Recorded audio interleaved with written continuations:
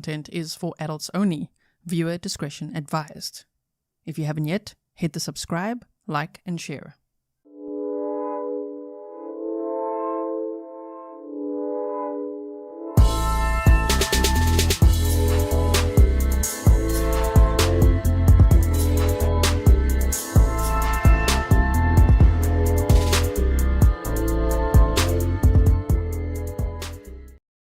Hello everyone and welcome back to another live stream with me, Grizzly K. This is Grizzly True Crime, and we are continuing with our deep dive into this FOIA file, the Freedom of Information Act file that I received, that I want to share with you. Every time I hear something new, I'm like, what? Oh my goodness. So today we're going to listen to more of Stephan Sterns' dad's interviews with police.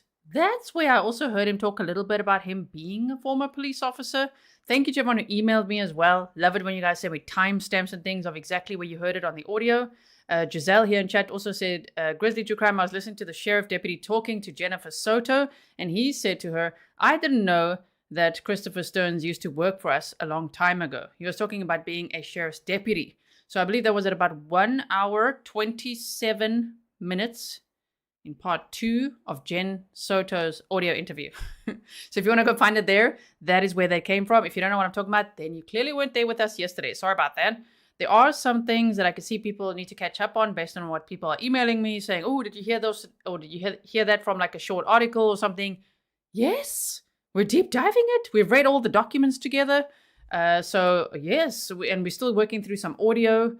And yeah, welcome to the deep dive, everyone. Debra, welcome to membership. If anyone's joining membership now, please check out the members only playlist. We just recently had a members only live stream, and you might want to check out that replay. It was very fun. Welcome to all my moderators. Thank you so much for everything you do. Welcome to all my patrons, members, subscribers, any locals in chat as well, and any family and friends of Madeline Soto. So what we're going to do here, I do also have I wonder if I should show you that first. Maybe I should show you that first. Okay, hold on. Let me minimize this. Okay. And show you this document quickly.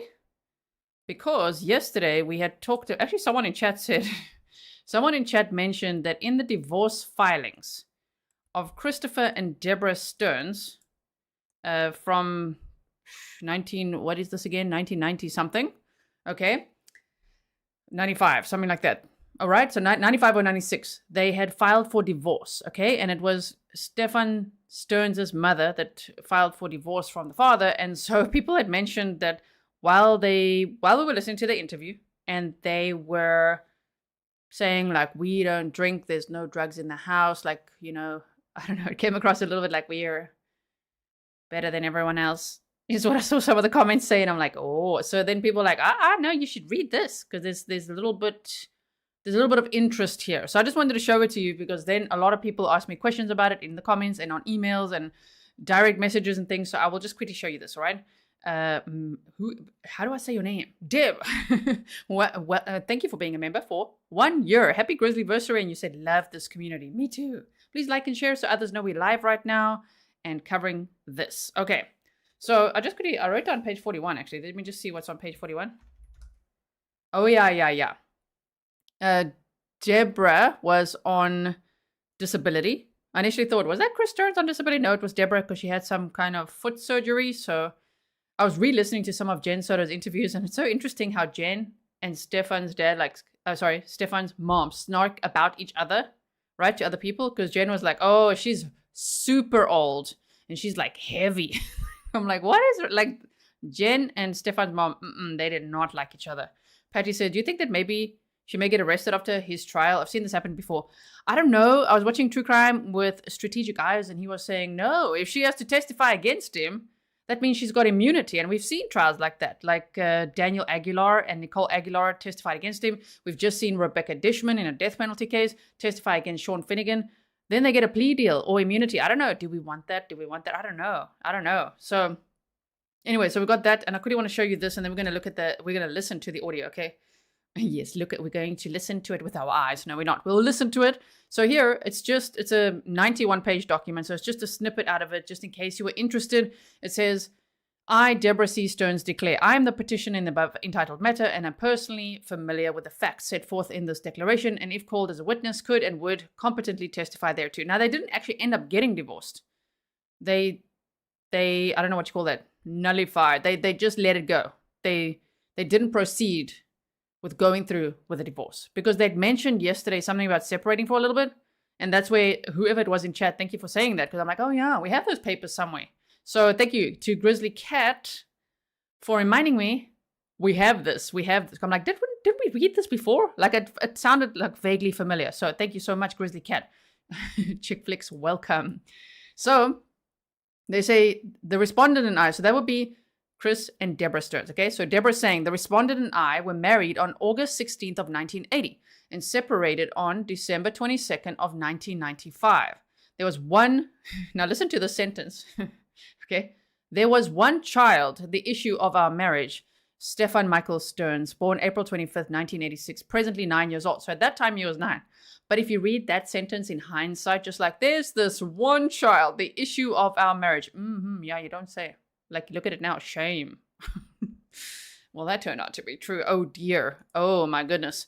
So they said the respondent and I resided in the state of Florida until approximately September 2nd of 1995, when our son and I returned to Yorba Linda, California to reside. I returned to California for the purpose of having surgery on both feet and physical therapy following surgery. It was my belief when I arrived that I would live here for approximately 1 year in order to sufficiently recover. Since that time, I have discovered that our marriage has ended. And as a result, I intend to continue to make Southern California the permanent residence for my son and me. My son and I. Okay, so they say on approximately December 14th of 1995, the respondent, so that would be Chris Sterns, telephoned me and told me that he felt we should separate because he was unhappy in the marriage. I asked him why at Christmas time had he decided to inform me that he wanted to end our marriage. The respondent indicated to me that he did not feel that there was any appropriate time to end a marriage. I discovered that the respondent has been leading a double life, one part of which he has kept completely secret from me. I discovered that the respondent, which would be Stephan's dad, has had an ongoing relationship with the woman that he refers to as Pooh. Oh no. No, not Pooh. But okay, with that kind of nickname, Pooh Bear, little Pooh Bear, I don't know. Like, how old was that person? Is a question that just springs to mind. You know, I was first like, I wonder how old they were. I don't know. I found notes and cards passed between the two of them, a book which was gifted to the respondent by Pooh entitled The Art of Sexual Ecstasy, references to a commemoration of and celebration of a 15th anniversary between the two of them, and interestingly, a necktie with a wedding design consisting of wedding cakes, wedding rings, etc. I do not know if the respondent and Pooh are supposedly married. I can't believe I'm saying Pooh so much, but it's Winnie the Pooh, okay? Winnie the Pooh. So, there we go. Goldie. It was Goldie who said it yesterday. You said she's lying. See the divorce papers about Jim's PORN and toys. Thank you to Goldie from yesterday's stream. You inspired me to go back down this rabbit hole. I'm like, we've been down this one before. Okay, so here we are. Karen's like, ha, Pooh. Aw, man. Okay, so yes, I'm going to say it a few more times. Here we go. So they said, wow. So there's this book. Okay, I do not know if the respondent and Pooh are supposedly married, and if so, if this marriage occurred prior to or subsequent to our marriage. Moreover, in looking back through bank statements and cancelled checks for the past approximately 1.5 years, I've discovered that the respondent has spent excessive amounts of money traveling on average, an average of $800 a month in monthly telephone bills, etc. In addition, I have found ads in his personal items advertising pornographic videos, dildos, etc. All right. I believe that discovery may be extensive in order to determine if the respondent gifted this woman with our community assets. Are those community assets? Okay. They probably mean the money, but I'm just like, oh, okay. Anyway, I am astounded and amazed. I had absolutely no idea that the respondent, which is Christopher Sterns, was living this existence parallel to our marriage.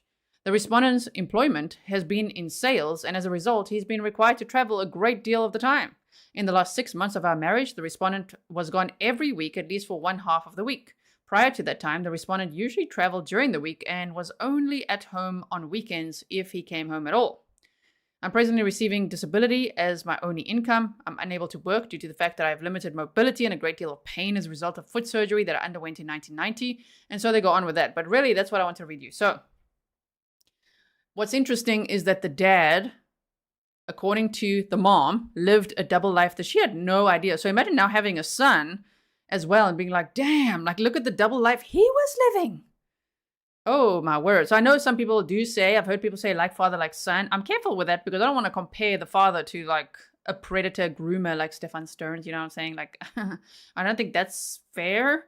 But in some contexts, maybe, like they were living a double life, okay? And I don't know. I guess one would have to know how old was Pooh to know if there can be any comparison made, right? Okay, so Bartman says, what's this have to do with the price of tea in China? Well, what's anything have to do with it? It's just part of the interesting facts of the case. And just knowing, if you listen to the interview we did yesterday, where we heard Christopher and Debra Sterns talking about we don't drink, we don't take drugs, we don't even allow vape in our house. And they made like just like I don't know, all of that. And then someone brought this up like, no. I wonder what was found in the storeroom, right? What was found in the storeroom? Okay, so now I'm going to bring up the audio. So hold on one second. I've got it here prepared for you. Okay. It's 1 hour and 4 minutes. Sorry, now it's all zoomed in. There we go. And obviously the picture is of Stephan Sterns and his dad. I'll get the picture of Maddie up again in a moment. So, yeah, Kathleen said, well, he may have learned to be very sneaky. Yeah. He may, similar behaviors. San said, I feel sorry for Debra. Slim Life's like, I heard dildo. And I was like, what? Yes. So, okay. So that is what we have. All right, now let's listen to this. I made sure the sound is boosted for you so we can hear as best as possible. And I might actually crop Stephan out at some point when we're sick of looking at him. But here we go. This is other interviews. They didn't specify the dates of these. I hate it when they do that. The file name doesn't say the date. I didn't hear the date when I was preparing this. Maybe they say it at some point. If you hear it, let me know in the chat. I'm also going to be listening out again. But this must have been around the same time. Sometime between February 28th and March 6th is when this interview would have happened, right? Stephan Sterns was arrested on February 28th. Okay. Kristen, welcome. So here we go. This big-ass tower out in Bithlow. And there were people working on it. They didn't send me to it because I was stationed someplace else, but I heard that guys were walking through the field. Oh, here's a utility bill. Pull it up and there's a body. Yeah. I mean, smash that person into the ground. Oh, wow. And that was a big event. That's terrible. Back then we had stainless steel revolvers. Yeah. And I was telling the other guy I was driving at one time I had a Pala that the siren button was a button on the floor, left side. Yeah. No air conditioning. No air conditioning in Central Florida?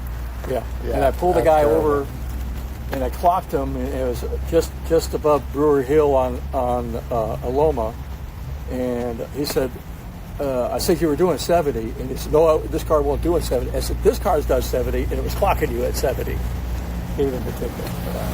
How long did you do? I was in a couple of years, and then I just felt like I wanted to get into sales. There was a guy that lived in a... So there is also talking about being a former police officer.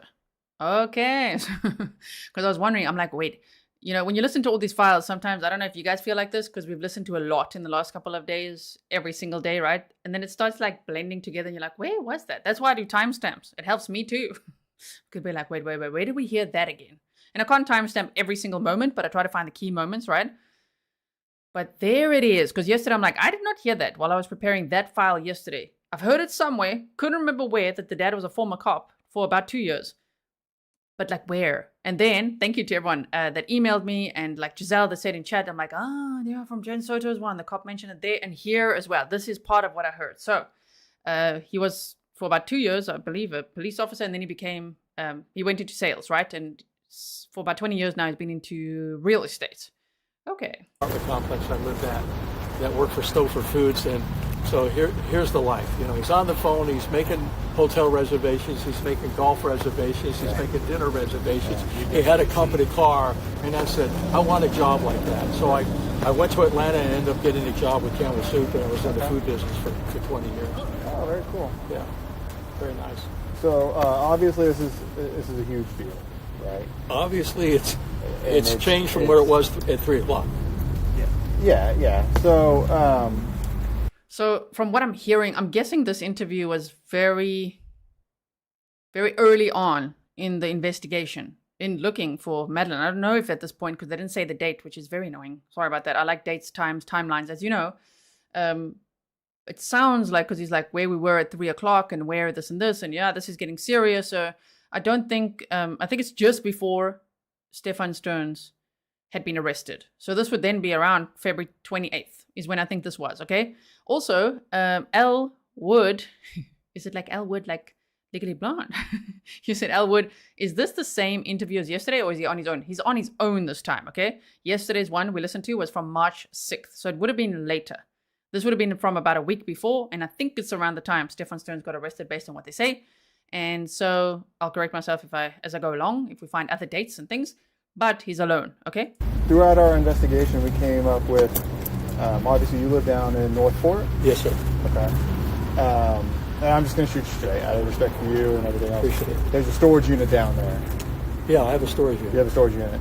Is that your son's storage unit, No, or is it's that mine. that's your storage unit? Yeah. Okay. Does he have access to it? No, I have the keys. Okay. Were you aware that, did your son come visit you on Monday morning? This Monday? Yeah. No, he the day left she Sunday. disappeared. Okay. He left Sunday, No, go ahead, Evan. Yeah. So, what time did you get here last night? 3 a.m. 3 a.m. When you got here, where did you meet your son and Jennifer? We apparently pulled up the. You see, it says, what time did you get here yesterday? 3 a.m. So I don't want to be too specific with the date in case I get it wrong, but it's like February 27th or 28th. And Stephan Sterns was arrested on the 28th after that press conference, right? Roaring Titty says, just like saying your name, isn't it the first time that he talked with the cops? Yes. So Debra's in the background at some point, but he's being interviewed. He's talking to the cops by himself. Okay. So at some point, you also hear Madeline Soto in the background. So I think it was around that time, the 28th. Okay. Same time at the hotel. Perfect. Okay. When you guys got there, what did you guys end up doing? We checked into the rooms.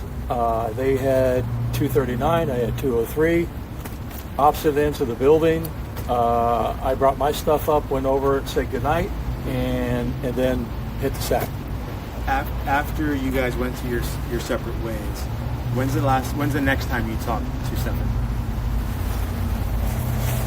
I got up at 6:30, 3 hours sleep, and went to the office because I figured he would be sleeping in, crashed and burned, and didn't speak to Jenn until 10:45-ish, and she called and asked if Stephan was with me, and I said no.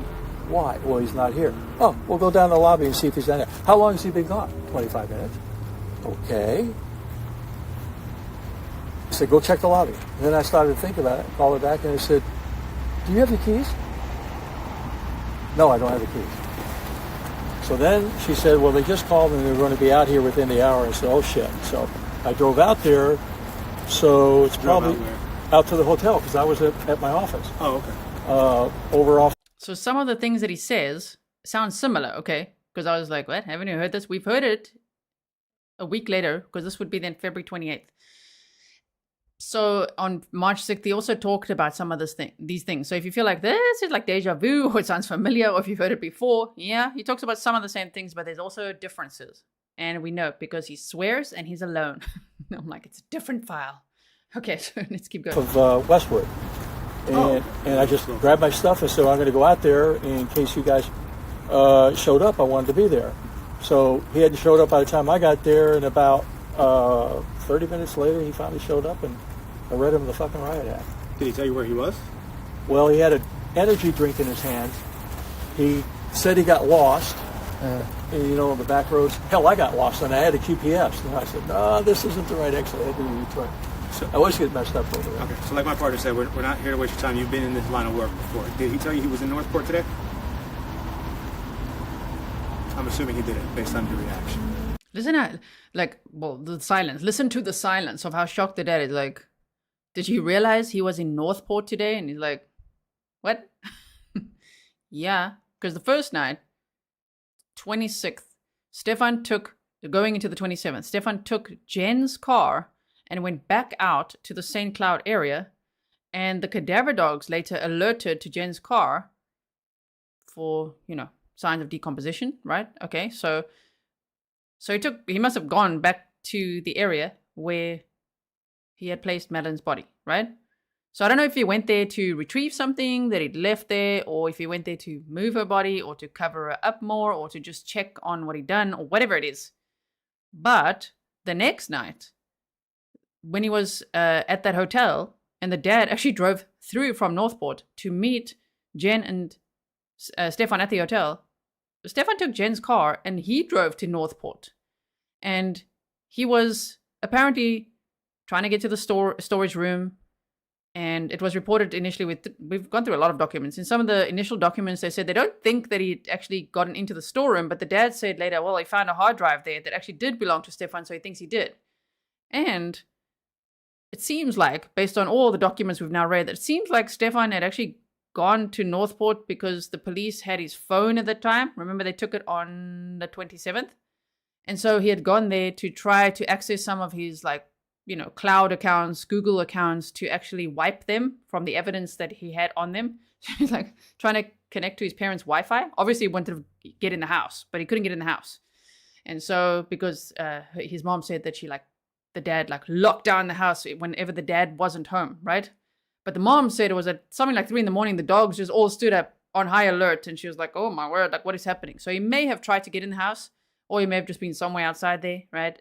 Trying to connect to the Wi-Fi so that he could get into his accounts, so that he could delete all of the CSAM evidence that he had there on his computers and accounts and things. So, do you need to take a seat? Or? No. Okay. He was in Northport. Yes. What's the exit you ticked off at your house? I'm going to 179. Okay. Do you know the street? Toledo Way. Okay. So we have more than enough reason to believe that Stephan was in Northport today at the exit that you took to get to your house. Our concern is we're conducting a missing person investigation. Yes. Given the proximity of that exit to your home, what we're trying to find out is if she's just hanging out in your house, you just want to get her somewhere safe, we want to put eyes on her, make sure she's okay. She's not at our house because my wife, well, here's something strange. Is anybody at your house now? Yes. Hang on a second.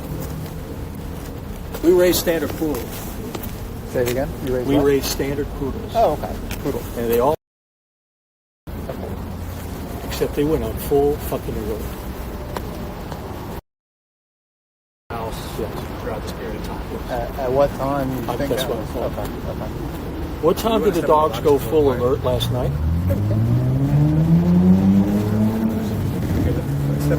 I'll grab your water.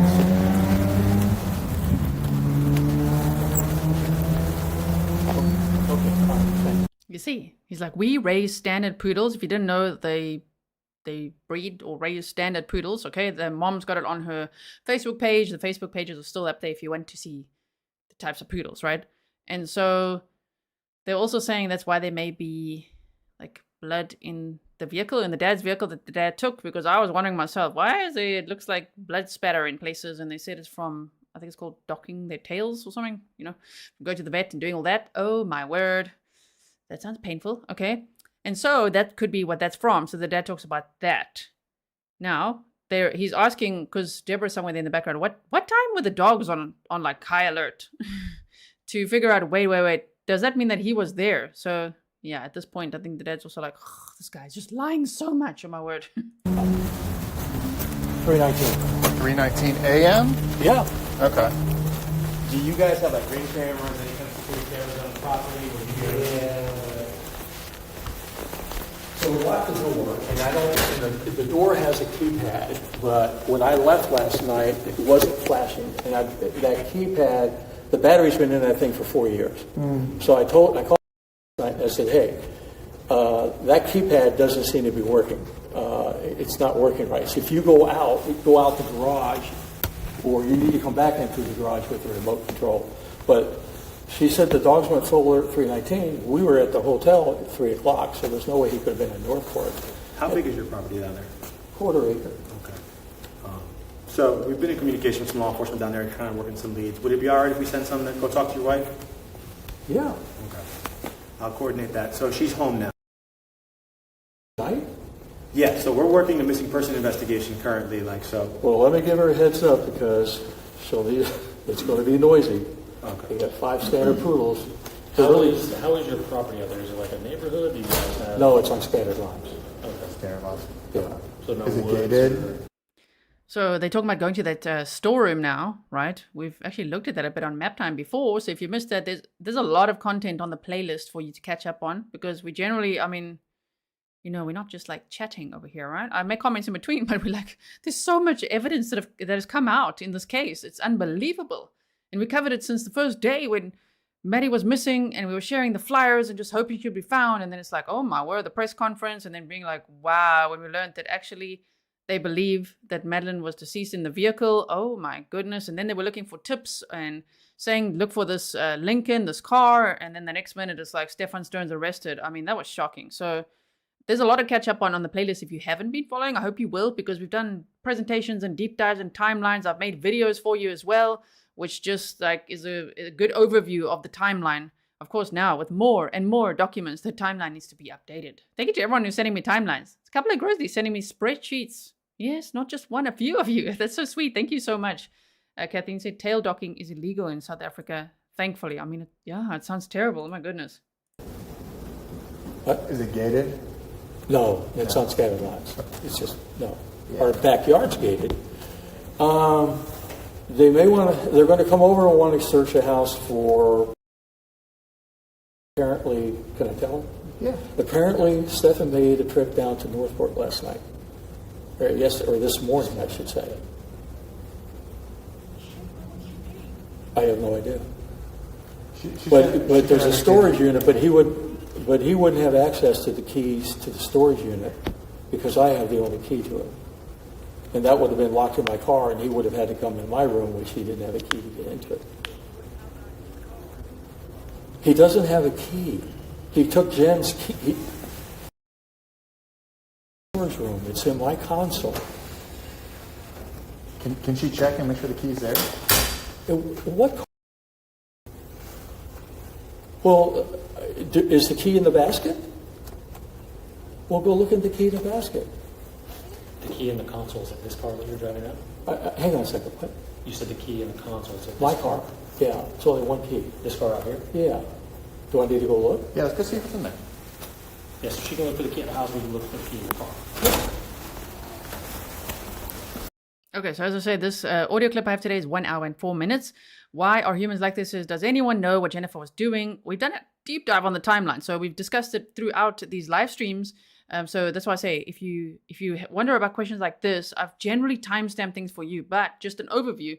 Jenn Soto, she needed help, she needed a good night's rest for her day off, okay? Like, oh my word. She had the day off on Monday, okay? And she had a blood appointment at 10:15. She said she needed some blood work done. She actually had a doctor's appointment in the afternoon as well. She said she canceled it because she couldn't afford it. So she went to the doctor or to the lab or wherever she went for some blood tests, came back home, hung out with Stephan Sterns. Yes, well, Madeline's body was actually in the trunk of his vehicle, of his dad's vehicle. They hung out at the house together. I'm not saying Jenn knew it. We don't know if she knew it or not. But yeah, they hung out together. He was sitting at the computer. She was sitting there. In some reports, she says that she had a nap. And then she left at 2:30 in the afternoon, 90 minutes early, to go and fetch her daughter from school, waited in line, 4:10, realized Maddie hasn't come out of school, and then she's like driving around and all of that. The rest we know, right? So that's what she was supposedly doing on that day.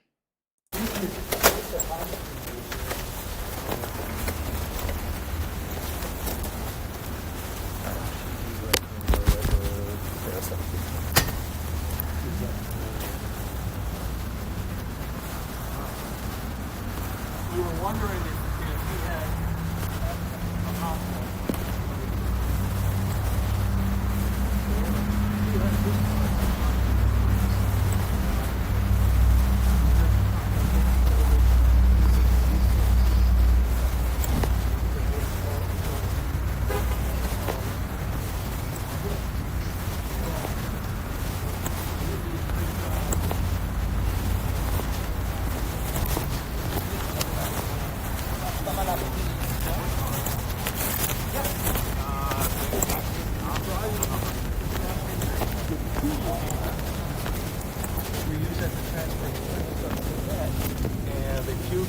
bleed in the back seat for whatever procedure they have. So that's the hello, sailor. Watch out, sailor. Oh, there's a poodle with you. No, it's a. Oh no, that's like a It's my sister's Shih Tzu dog. or something. Yeah, right there. And that's the only key you That's the have only to key. the storage unit? Yeah. There's supposed to be 2 keys, but I haven't seen that key. Is his name on the storage unit? One of the keys went missing about a year ago or something, he said. I can't remember the time. I think it was about a year ago. Shaker Maker says, Jenn Soto, the only person who naps between sleeps. Shaking my damn head. She's napping a lot, on my word. Also, I was re-listening to some of Jenn Soto's audio interviews. I don't know if you guys do that. I re-listen to all the things because we could probably re-listen to it 10 times, and still pick up new things. And I was just wondering, does she ever, like one time, say something nice about her daughter? Ever? Because it sounds more like she just victim blames and shames all day long. Or she doesn't have much nice to say. But the one nice thing she said was when they talked about watching Sister Act. And she said, yes, like Maddie has such a beautiful voice. And so we wanted to watch a musical, like a singing musical. So we put on Sister Act. Oh, okay. So that was one nice thing that I heard her say there. I must take notes because I'm like, I'm going to remember to tell you. There were like 3 things I want to tell. I'm like, I'll remember later. I will write them down. We'll meet again. We'll talk about, once we've gone through all this audio, I definitely need to do like a mega timeline. And then I also need to, don't you like the sound of that? A mega timeline. And then I also need to, obviously, we need to make like bullet points of everything we learned from these interviews because it's a lot. It's a lot, right? Okay, so. No, it's mine. Like he can't show up and say, hey, I lost my key. Can you give me access to... No. In theory, right? Here's your waters. Oh, thanks. So other than the storage unit in your house, could you see any reason for Stephan to go down to where you live? No. Does he have friends down there? Other family members? No other family members. He's got some friends or acquaintances that he plays whatever war games or stuff. Like computer games or? No, it's a board game. He plays like card games and action figures. Oh, Yeah, gotcha. he's painted all these caricatures and what have you. He's gotten, some awards or recognitions for the work that he's done with these characters. Awards. He achieved something. Awards on, I don't know, his gaming platforms or whatever it is. Luna Thomas said, glad to have caught a live stream. Can't read the comments due to ad over chat. Why is there an ad over the chat? Let me tell you that, I don't know if you know, but I make sure that these streams are not monetized while we're streaming. That's why when you watch long trial days with me and things like this, you're not going to get ads. If you do, you better fight with YouTube, okay? Because I make sure that it's an enjoyable experience for you. If you're watching live with me, afterwards, there'll only be an ad at the beginning. Not every 8 minutes or something like that. So I'm sorry you can't see the comments. Maybe refresh. I hope you can see it. And thank you so much, Luna, for being, a member for 2 years. That's awesome. Okay, so... do you think that Stephan stole that key or do you think the key just got lost? I wonder if Stephan had been accessing that storeroom for a while. I would think he had been. But what time did you catch him on the camera down there? He knows exactly what it is. He's on the phone, so I don't want to misspeak. But it was clearly when you were unaware that he was down there. So I went to bed. How long does it take you to get from Orlando to there? Well, with no traffic out last night, 2.5 hours. Okay. But if you're dealing with traffic early this morning, you're going to be looking at Probably. close to 3. Yeah. Because the traffic on I-4 getting out of here, and then you catch up to 75, and then you catch up to Bradenton. And What ways can you go? So you can go through the center of the state. is that the turnpike? No, the center of the state would be where the technical college is on I-4. Okay. You hit there, and then you go down like 27. Or 17 or something. But you go down the center of the state and avoid all that bullshit. So 27 to what? I'd have to look it up on 70 the or app because something? I don't pay attention. I just follow the GPS. Okay. But you're going down really. Okay, they're just explaining directions now, so let me just quickly break here. Marie said, how can anyone sleep when their child is missing? In that interview with, when Jenn Soto is being transported, I think to the press conference is what they said. There, she's like, are we going to make it to the press conference? Remember that? And then the police officer actually said, did you get much sleep? And she's like, yeah, I slept from like 3 or 4 until like 8-ish. I'm like, damn, she got some good sleep, huh? It's unbelievable. It's like, no panic, no looking for Maddie. In fact, she's like, oh, my family's gone all out looking for her. Yeah, and what have you done? Just going to wait at home a little bit. my goodness. Wow, okay. Little estate, you dump out at Arcadia, and then you head towards 75, Kings Highway, and then you go up north to Toledo. Okay. It's like speaking German when you're not from there. Hey, listen, I grew up here. Yeah. Went to Winter Park High. What brings you down to Northport? Well, we build homes in 6 cities. I'm the broker for the company. Okay. We started in Poinciana and Nuevo Espanol. So I was actually going to go to Palm Coast, and then I went over to look at some homes that we were building in Northport and said, oh, this is beautiful. I love it. It's rural. Yeah. And I said, and I expected it to mirror our experience in Palm Coast, but we had a bit of a rocky start. Right now I got 100 homes that are going to be completed, and the market's changed, and I'd love to be able to sell them right away. But I went down there because I thought it was a better area. The whole Southwest is a great area. It's a booming area. It is. Yeah. I mean, Northport was rated the second fastest growing city last year. Just got to get these Yankees to come down and buy some homes. Well, Right? everybody's stuck in their homes. Yeah. They love those 2 and 3% interest rates, which Yeah. will never go away. No. And they'll never repeat. They'd be foolish to get rid of those. Yeah. Well, the Northerners coming down here will, because they want to get the hell out of the North. So when you read your son the Riot Act, what do you mean by that? I said, what the fuck are you doing? Yeah. I said, if they came here and you weren't here, they would immediately put a bolo out and find you and arrest your ass and just haul you off to jail. Is that what you want? No. I'm sorry. No, I said, I'm just so fed up with him at this point. Right. And obviously there's something here because I've been here almost 6 hours. So, I've been here 6 hours. So something's going on. Look, he spent a lifetime lying to us. Okay. And There it is, the quote on my thumbnail.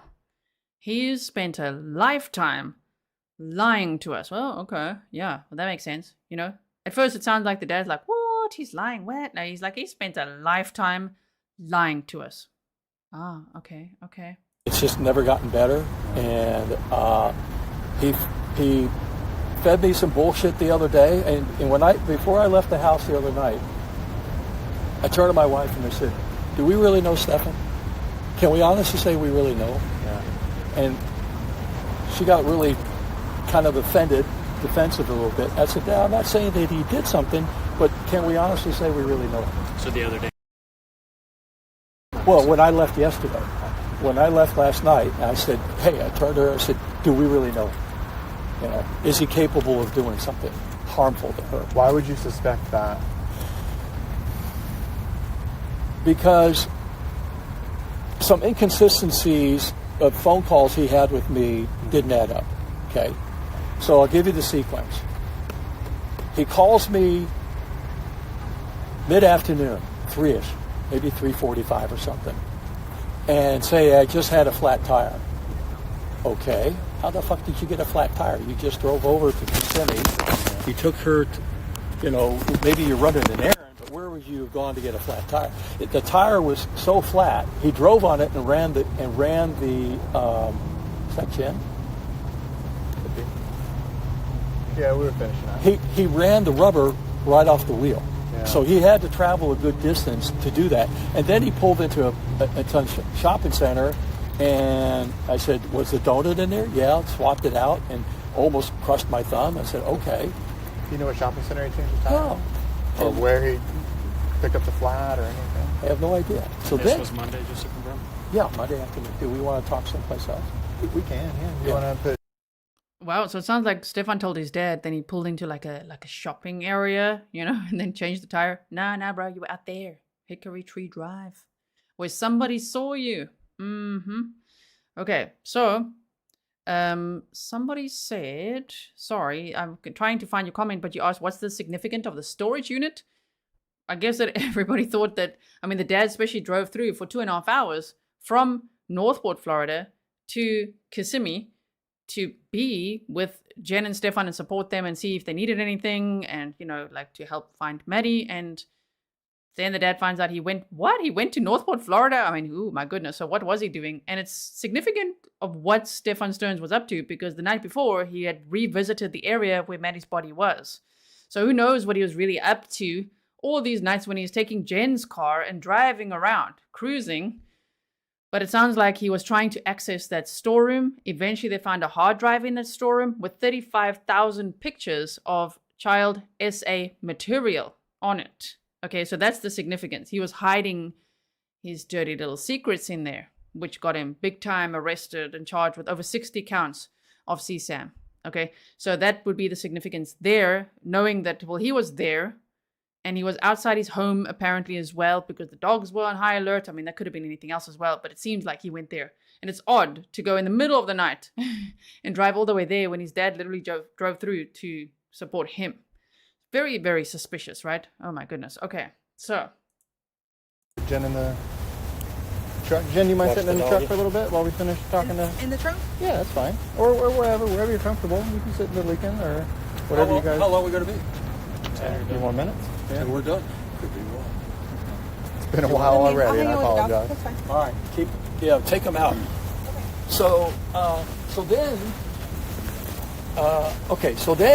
then around 5 o'clock I get this call, and he's telling me about, well, there's been an incident, and that then he tells me that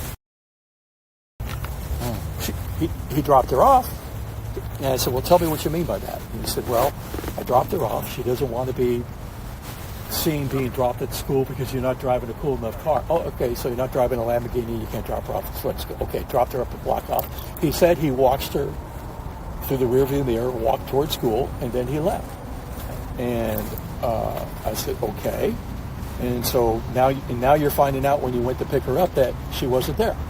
And everybody's just discovering this at the end of the day. How many hours later? Okay. So then, trying to think when I had the conversation about his phone.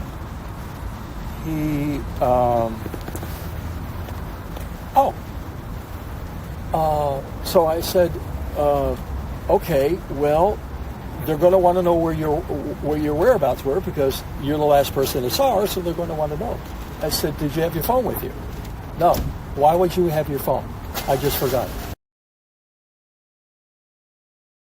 Forgot mine. I said, beautiful. So then he tells me that he did an OS update. Now I'm a techie guy. And I said, okay. And he said, wipe the phone out. Really? How does that happen?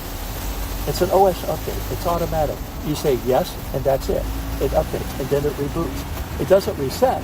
It reboots. Well, I was multitasking, and I hit a wrong button, and it reset. And I questioned that. And I said, so there were some inconsistencies there.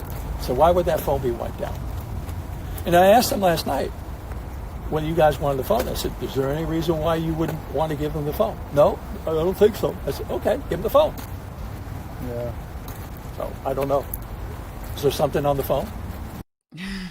The way that he impersonates his son, they're like, yeah, I don't think so. Oh dear. There was a little bit of snark there. Okay. Sick of his lies now. A little too late, unfortunately. Shame. Okay. So, Rosie says Stephan Sterns' court day is soon, right? They've got I think it's like a preliminary hearing in October. I think it's around the 14th. I keep the dates a little vague because it always changes. He was supposed to have his CSAM-related charges trial on August 19th, and that got continued. Literally just continued. And then I see, that shifted to October. So things will be happening hopefully in October. I don't know. That's when the trial was supposed to start, the trial for the murder charge. But let's see. Because as we know, look at Brian Koberger. We were like, oh my word, we're so ready for that trial. And then it's like, let's just delay that by, 50 years. Sounds like it's going to take forever. So the dad was not buying his story about the factory reset. I don't think anyone was. I don't know why Stephan Sterns thought that anyone would buy that story, and why, if he's getting rid of so much stuff that day, he didn't just get rid of his phone. Like, I lost it. I mean, I don't know. Maybe he thought no one will believe that, but no one's going to believe the factory reset excuse either. Has he ever suffered from like mental illness or anything? From what? Mental illness? Me? No, not him. Him. Okay. When he was 8, he and a friend were playing in a parking area, and a guy came out and got in his Toyota pickup truck, said hello to the kids, and then backed up over them. And they both were run over, but he got hit in the head with the bumper, and he had a slight tick. He had separation anxiety. So, you know, he slept with us for a while, and finally I said, no, you got to go to your own bed and, you know, get over that. He would go over to a neighbor's home and spend the night and show up at 2 or 3 o'clock in the morning wanted to come home. But as far as... Nothing diagnosed or medication? Well, he's been seeing a psychiatrist or psychologist or something. Okay. He's been on anxiety meds, you know, depression or what have you. I have no idea what they're talking about because obviously he doesn't share that with me. But, you know, he's battled a number of things, depression, anxiety, and what have you. As a child or as an adult? Maybe ADD as a child, but as an adult, more severe. Okay.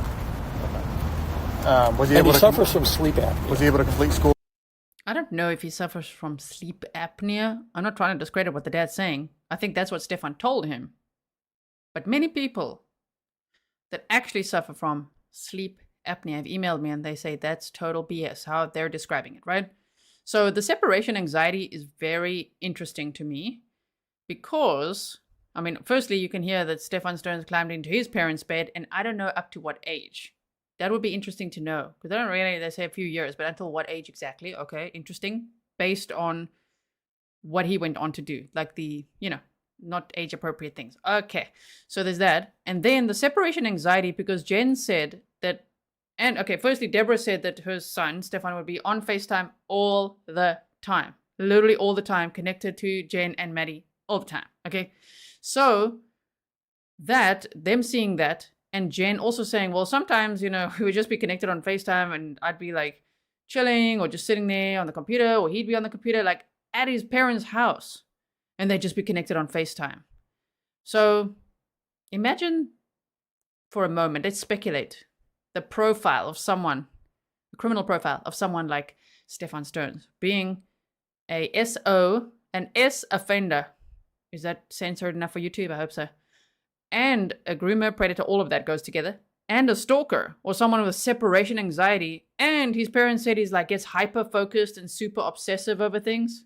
Yeah, imagine if that was very plausibly Maddie. That is so scary. So the separation, when he moved out in December, remember he was freaking out the day before he even got there on that Sunday, the 25th? Ooh, I think that separation anxiety for him and the stalker vibes and the predatory vibes. I don't know. Maybe if Maddie said, like, look, man, I have a crush on someone else. Like, I'm just going to move on now. Just leave me alone. Even that could be enough to drive someone like him over the edge, right? He's just like, no one else can have her type of thing, right? We've seen cases like that before. Okay, so let's keep going. No problem. Well, depends on who completed it. His mother, who we did online schooling, and she ended up doing most of the work for him. Did he ever go to college? No. What did he do for work? I've had him work with me in a variety of ways. When we were here in Orlando from 2010 to 2013, I did these, what they call BPOs. They're kind of like appraisals. I did 15,000 of them, and I had him and his friends go out and take these photos. And it was always a challenge to get his ass out of bed and go to work. You know, no motivation. The more you do, the more you make. Yeah. No motivation there. So and after that, that work went away. I got involved in various projects around the state of Florida. He really didn't do much. He worked at Quiznos for a while. That didn't last long until he wrecked his car. So he's been living with us and me trying to get him out of the house to go work. We came down to Northport. He stayed there with Jenn. So while we were down there until December of last year, he lived with Jenn. And then I was supporting him in Orlando, and I said, I'm not going to do this anymore. You got to come back. Yeah. And I was trying to create an opportunity for him down there, but that didn't materialize. Then I'm trying to get his ass out to get a job at Lowe's or Home Depot or something. Time-wise, it's sometime. At Lowe's or Home Depot? Don't you mean Walmart, sir? Walmart. Sorry, Walmart. Sorry about that. Inside joke here. It's just like, well, Walmart. There's always a Walmart in every case, right? So like, oh, but shame. And he's like, I wanted to get his ass out of there. Just like, get a job for this guy. Like, shame. Like, I mean, Stephan Sterns was 37 years old. Total failure to launch. Like, oh my word. But there's also no real boundaries in the home or discipline or like, you know what? We're cutting you off. That's it. Go make it on your own, bro. No. He was just, had the comfort, big time comfort zones to operate in, right? His parents' house, and then also leeching off Jenn and Maddie's home. Oh, terrible. 99 Pink Balloon says, I thought the dad wasn't around when Stephan Sterns was young. I haven't heard that. I can't recall that. If you have a source for that, or if you remember the timestamp or anything, I can revisit that, but I don't know about that. Thank you so much for your sticker. Like 7:45, she was down there. 7:45 this morning. So, did you tell your wife that North Court PD is on the way? Did you speak to her already? I will let her know that we got sidetracked on something. They're coming there to see if she's hiding in the house? Yeah, so what we'd like to do is, given that he went down there, we'd like to make sure like he didn't stash her in a bedroom and hey, just hang out here. No, she's been sorting out his bedroom because he lives like a fucking pig. And you said you guys have a Ring camera, right? Well, I was about to tell you that. Okay. I switched. Hey, Northport Police is going to stop by to do a wellness check type of thing. They're going to see if somehow.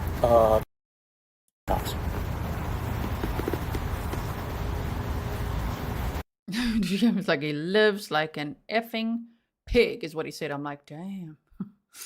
Okay. So yeah, the dad's not sounding too impressed with him at all. Okay. 99 Pink Balloon says the divorce papers the mom wrote. Maybe for a bit, because the mom said she went to California for a bit, but it was during that time of separation, which it doesn't sound like that was all that long. And the dad would go away on trips as a salesperson, but he'd still come back home all the time. So I don't know. Maybe we have different definitions of him not being around. Maybe he wasn't around like full time, but the dad was at the home whenever he could be, although it sounded like he lived a double life a little bit, right? Okay.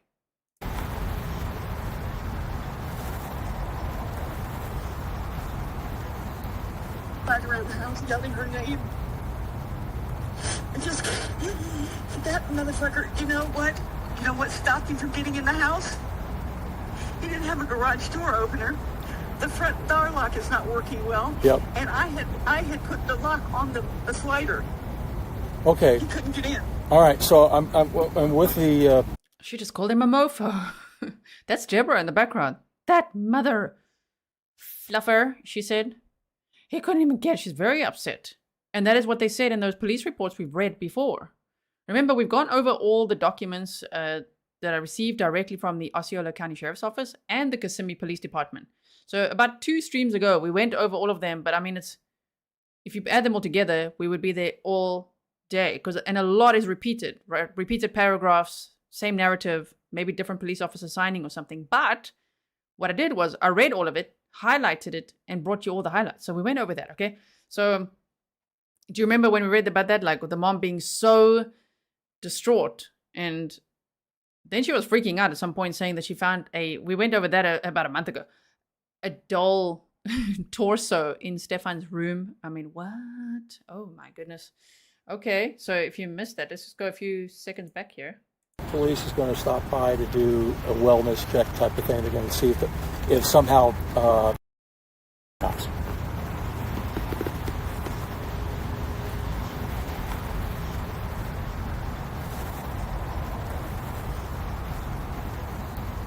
Back around the house yelling her name. And just, that motherfucker, you know what stopped him from getting in the house? He didn't have a garage door opener. The front door lock is not working well. Yep. And I had put the lock on the slider. Okay. He couldn't get in. All right. So I'm with the detectives, and they're sending Northport Police over to do a check to make sure that she isn't there. Okay. So you may want to alert the dogs. They're really friendly. I've got their food. I'm fixing to feed them. Okay. Just tell them it'll get noisy, okay? Okay. All right. Well, I'm going to let you go. They're good guys. I've been landline with them. Yeah. If there are any issues, give me a call. All right. Bye. All right. Bye. And as far as outside of your house, what does the layout of your yard look like? Well, there are there's a house to the right of me, and to the left of it is woods, and there's woods across the street that fronts I-75. At 7:45, it would have been well lit. There would be traffic, small amount of traffic going up and down our street because they're constructing homes nearby, and so there's always people doing that. So this is no HOAs, I'm assuming? No, sir. No, it's all scattered lots. When you say woods, you mean like woods, or like a thicket? Wood, yes. What's your address? With the satellite view, you'll see there's wooded lots all around. So next to me, there's a new house, and he's a renter. There's my house, and then to the left, there is wooded lot. There's a lot of wooded lots before my house, and then you run into one or two houses. So going back to the cameras, you were going to say something. Okay, so I ditched Comcast, and Okay. I had the Sky Bell hooked up to Comcast. Okay. And I realized when I kept seeing this orange light, I said, shit, I got to move this over. It's a pain in the ass. Move it over to the Frontier Communications versus Comcast. So I've got to reconnect it with the internet. So the cameras weren't working for last No, week? because we discontinued the service. Matter of fact, the modem's sitting on my office floor. Okay. All right. Do you think your son's capable of doing something like this? I know it's a hard question as a father. But you I wasn't a hero and a welcome comment. I said, how well do we know? Yeah. And nothing would surprise me at this point. I don't know. Is your wife his mom? Yes, we are biological parents. Yeah. I'm going to say anything's possible. Okay. I don't know. I mean, there would have to be some ulterior motive for Sure. some reason. Sure. Was there a motive? Well, we don't know. We're trying to find her. We still think she's Yeah. alive. So Well, this press conference indicated that she had some comments on social media about I want to live in the woods. Yeah. Was that accurate or that was. well? We were not going to put anything inaccurate out there. Just a pause. I mean, that was a long pause from the dad, huh? Like, do you think he's capable of something like this? But what is this? You know what I mean? At that point, I mean, the dad read the room of like this. Think he's capable of something like this? Like, what are we talking about? What do you mean? Capable of what? Isn't Maddie just missing? You see that silence, that said a lot, right? H. Son, thank you so much. That just tarnishes the I asked validity of the Jen investigation. about that. She said, "Yeah, we had a conversation about a third world war. Where would you live? You know, the Palestine-Israeli situation. That's what." I said, okay. So that was more of a fictitious. If doomsday happens, Yeah. sweetheart, where are you going to Yeah. live? Is that accurate? Yeah, Okay. yeah. I go live in the woods. I said, I don't. Would she go live in the woods now by herself? I wouldn't. Yeah. You know, my idea of roughing it is Howard Johnson's without a pool. What is? No kidding. Do you know the unit number for your storage unit? Yeah.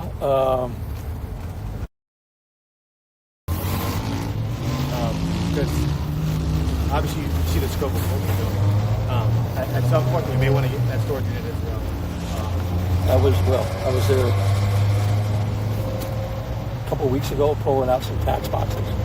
There's not that much room in there. I mean, you could stash a body if you wanted to, if that's the case.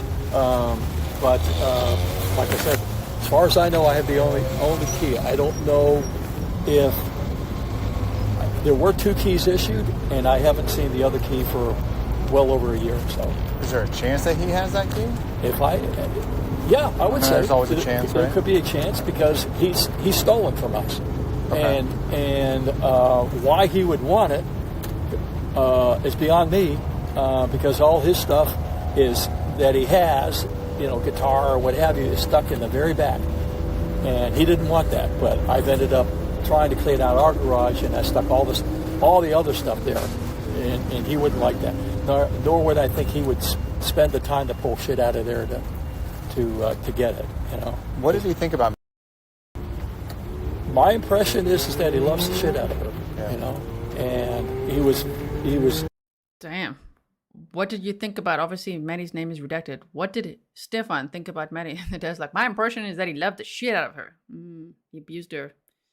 He may have been obsessed with her, but he sure treated her like an object, like his plaything, like something that like one of his collections. It's terrible. Oh my goodness. So yeah, Melissa said Maddie would have been safer living in the woods, unfortunately. And I mean, why on earth would Jenn Soto be talking about apocalyptic stuff with a 13-year-old who doesn't even, she's afraid to sleep alone? You know what I mean? To talk about that, if that's the case, which I don't even know if I believe that. I think Maddie was just telling her friends, when I turn 13, I'm going to leave. I think that's the truth. I don't know if it comes from some conversation with Jenn. I don't believe that so much, right? But still, if that conversation happened, like, what the hell? Like, why does Jenn think that's okay? I don't get it. Wow. Okay. So, okay, keep going. Very upset Monday when he was talking to me. You know, he was sobbing and blaming himself for her disappearance, and he was just. I could tell he was just going to be an emotional wreck. Yeah. Did he ever have? Did he discipline her? How long were?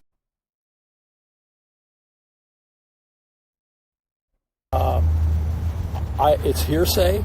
You know, he may have yelled at her because Jenn and Jenn would tell me this. That Jenn.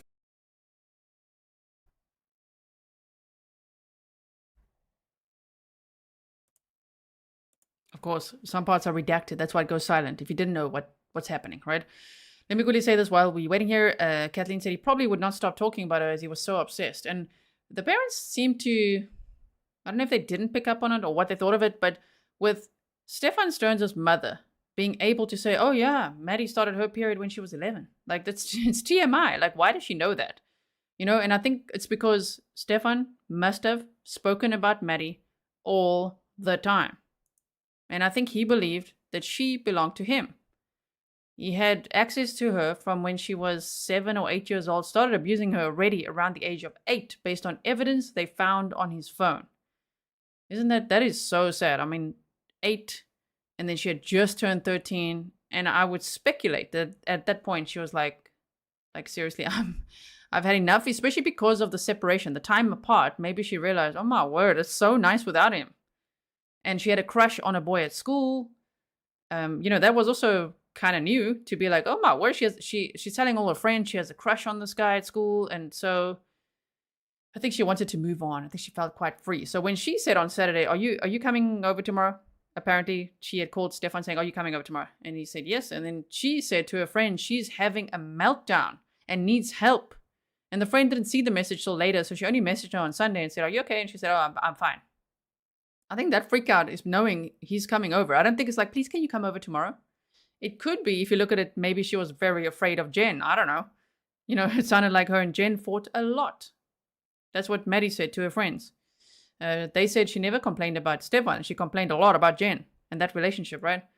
So, shame, man. I just feel like Stephan, that obsession, that was a huge red flag. He spoke about her all the time, based on just all the information the parents know about her. It's a little more than usual, I would say. Okay, I've started playing it again. Wait for the unredacted parts. Came down at Thanksgiving or Christmas. My wife and the dogs.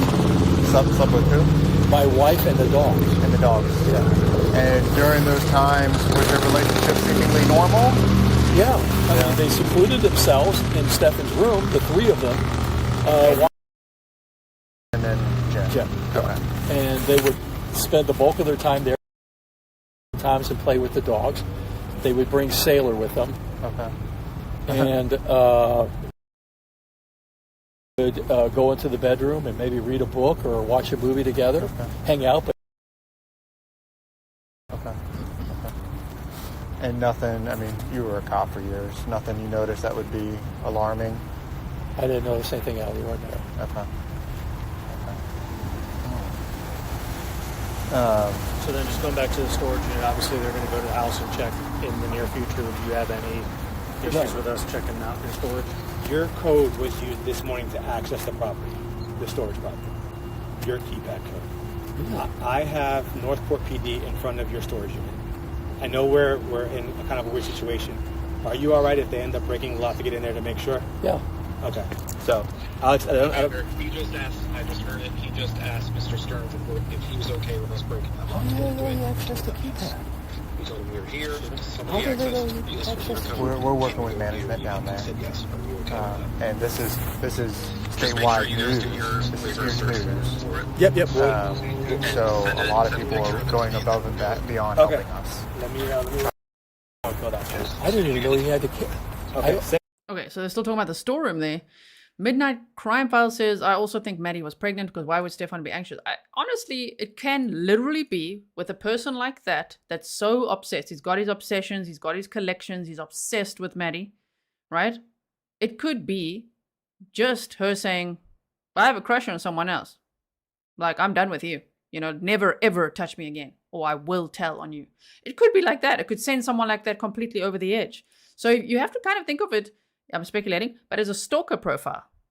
It's not just, it's not one or the other. It's not just a groomer, predator, offender and stalker. So imagine that. If you add that element, that makes sense then. Because oftentimes, if even an adult stalker with, like, stalking another adult is what I mean. If that person says, look, man, I'm done. It's over now. Okay. Like, I'm moving on. I'm moving to a different state, or I'm like, no. Sometimes those stalkers then murder the person that they're so obsessed with. It's very common, actually. So it doesn't have to mean that I know it's one of the plausible speculations that Maddie could have been pregnant. However, none of the reports say anything like that. Not that we have her autopsy report or toxicology. I would be very interested in her toxicology report based on Stephan Sterns' Google searches, which I think someone emailed me that. I don't know if they commented or emailed. But you know that sevuflurane, I think it was called, very strong anesthetic, which could sometimes be used in like veterinary clinics or with children going under surgery, things like that. He was searching something a very powerful anesthetic. Well, it could have been lying around at the house because of the dogs and getting their tails docked. That's maybe you could have looked that up and thought, oh, okay, maybe I could take this over or something. We never know. The toxicology would be like very interesting, right? Oh my goodness. That would add a whole nother layer to this investigation. Paula said, great coverage of a tragic case. Thanks, G. Thank you so much. I really find there's so many lessons that one can learn from this case. It's a very sad case. It's extremely unfortunate what happened to Maddie, but it's like got so many vital lessons and clues and things that we can analyze and think about. And of course, we're trying to also keep up like we did with Letitia Starr. Remember all her stories with Eduardo and this one and that one? Remember that timeline? We need Kevin Clark on this case. Oh my word, we need a timeline. And I'm going to do my best to work on that. But like, damn, to keep up with their lives, it's exhausting, right? Because they change stories a lot. I don't know how he would have gotten the keypad. It's interesting. What's your code?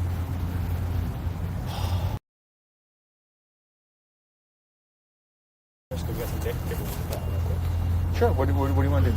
They want the waivers signed before they break down the door. Like consent to search. okay. So, yeah, they want a consent search. So, Yeah. we Do wanna you mind? Will they doing- take a wet signature or an e-signature? I appreciate it. Yeah. I think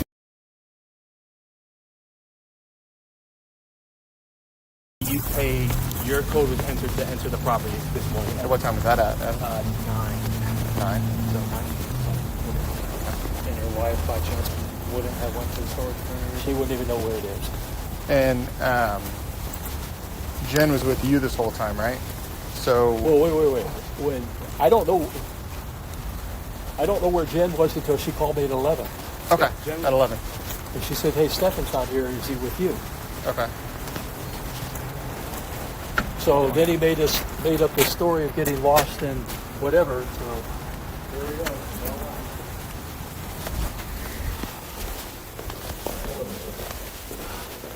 We can probably go upstairs. Was that? We can go upstairs. Yeah. So Tracy says, didn't the friends say they got the periods at the same time, but Madeline missed hers? No, she said hers was about 2 weeks later. But I mean, they're so young. It's not like a perfect schedule at that age, right? It's all over the place at that point. While all the hormones are kicking in. All of that is happening. I don't really want to talk too much about that. I don't know. If it makes me feel uncomfortable for Maddie and to speculate, was she pregnant or not? I don't know. It just feels so horrible beyond what's already horrible. It could be plausible, but there's many other plausible scenarios as well, unfortunately. And sometimes it could be so simple. It could be just that he's so obsessed with Maddie that he's like, no way, you got a crush on someone else? No way. It could be one of those, if I can't have you, no one else can. And maybe she said, if you touch me again, I'm going to tell on you. It could be something like that. You just don't know, right? Oh my goodness.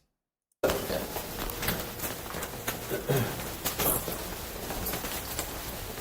take these elevators right here. Well, we're going to put the steps in, just walk in. I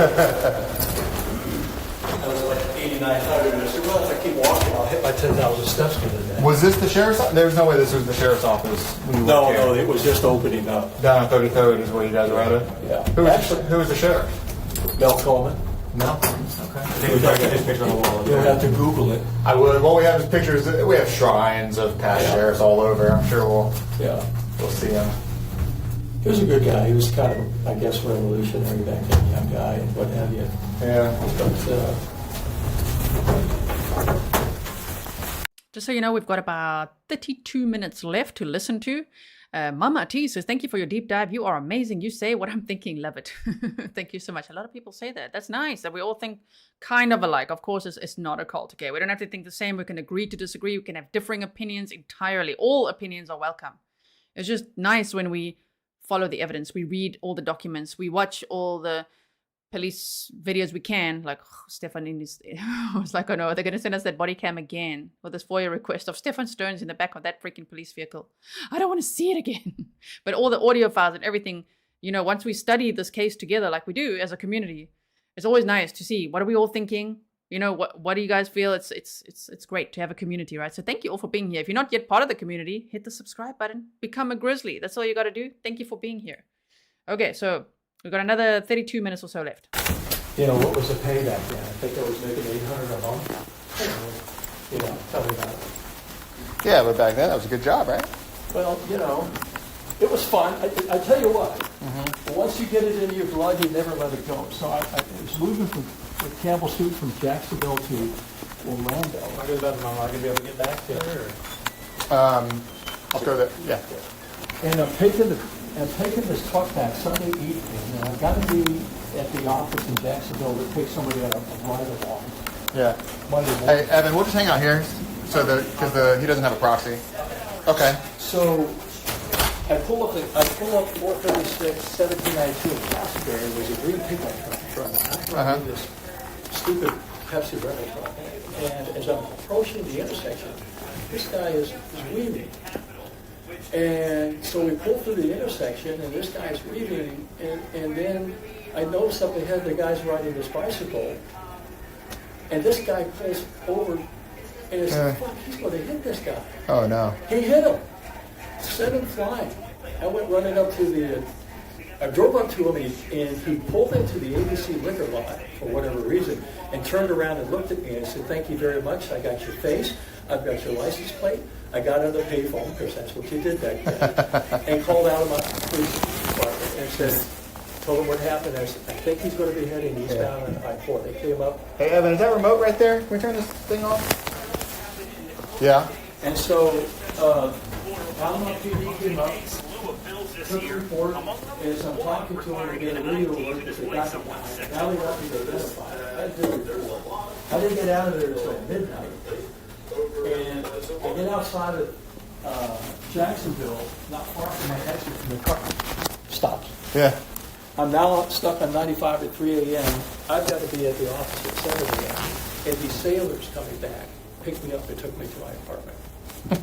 And I said, thank you, Lord, appreciate that. Yeah. And it was a long day, to say the least. So are you guys still residing in Orlando part-time? You mentioned something off of Westwood. Well, that's where our corporate office is. That's where your corporate office is. And so when I got up this morning, I went over there to meet up with everybody and then kill some time because I'm just a type A personality. I'm just not going to sit around.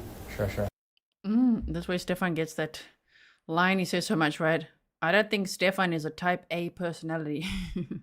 I don't think so. But Stephan said a lot. You know, I was just killing some time. I just killed some time. I was just killing some time. The whole time we were like, whoa. Even the police, you know, initially when we heard that together, we were like, why is he saying that all the time? But when we looked at the reports, the police also put those like in quotes and italics saying, wow, he's saying that a lot. Kill some time. And what they noticed about Jenn is that she's speaking in past tense about her daughter a lot of the time as well. So those were red flags the police saw very early on, right? Caroline said earlier, Stephan is a middle school boy in every way, and he saw Maddie as his peer girlfriend emotionally, even if he didn't used to use his words. I figure is one possibility. Yeah, I think so as well. Mr. Grizzly, my husband, Raphael, had some snark today. Of course, I can't help talking about this case, right? I'm always like, and then you can see I'm trying to figure something out. So I'm like sitting there and I'm drawing timelines and doing things. And he's like, what exactly are you trying to figure out? Because I think he wants to also help, you know, figure it out. He likes figuring things out. I'm like, wait. So there's this timeline. Then he says, one question. What the hell is he wearing on his head? And then he says, what look is this guy going for? It's not working. Like, what is that look? So he's like, he's got like, you know, like graphic tees and like Deadpool and kind of like teenage boy, but then he's got this beard and this backwards cap. He's like, what is wrong with this guy? I'm like, everything. It's nice to hear some Mr. Grizzly snark sometimes. He can bring the snark, okay? So when he does share some, I will tell you. Okay, let's keep going. Waiting for whatever. So sitting in a parking lot had to kill you. It did. I just like, come on. Yeah. So, anyway, it wouldn't surprise me if somehow he stole the key out of my car, because I put all the keys there. Okay. So I had. Does he have access to your car? He would. He would. Because I would keep the keys on my desk. He could easily go in there. And he was saying this. And when was the last time he was at your house in Northport? Was it over the weekend for her birthday? So I moved him back down from Kissimmee in December. Okay. To try to get him started on another career opportunity. Okay. It didn't materialize. So trying to work on some other things. So he visited them.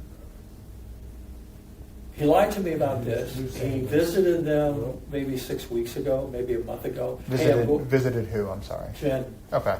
And I'm going to Frank's house, and I need a little extra cash. Okay, when are you going to be back? I'll be back later tonight. Mm-hmm.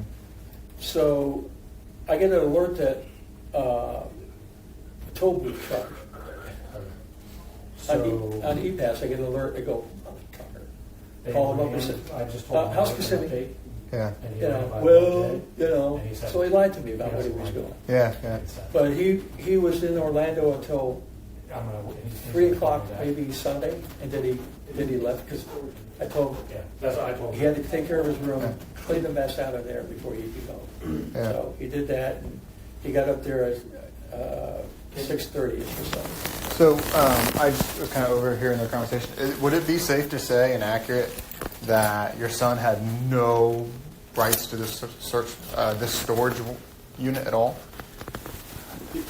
If he asked my permission, I would allow it.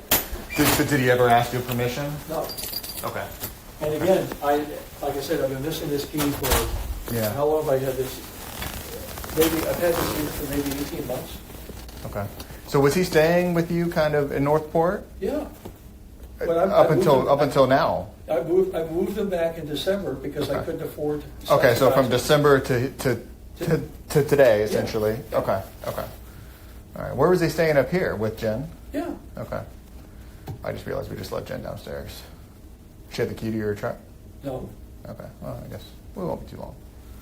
Just it's dark out.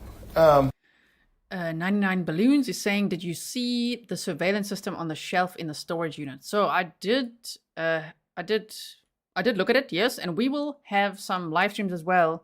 I might actually have to, chunk it somehow. Otherwise, I don't know. We'll see if we can. There's a lot of photos. I think there's over 600 photos. I think it's like 800 photos received in this FOIA file. It's a lot. So I've already categorized it as in Maddie's room, which was just a makeshift area in the living area, Jenn's room, bedroom number 4, all of those, the apartment. But we should go through that sometime and go through what was in the car and how everything looked. We still have to do that. I know I've shown you photos with overlays sometimes with these audios we've listened to, But I would like to go through it and explain some of the things based on the documents we've read together and all of that, right? So we can do that sometime as well. All right. Okay. All right, so he stays down there, and how often does he come up here to visit Jenn and Maddie? I think since he left in December, this would be the second, maybe third trip, but second, maybe third. Yeah. Okay. So in December, it's February, almost March, second, maybe. So maybe once a month. Would that be fair?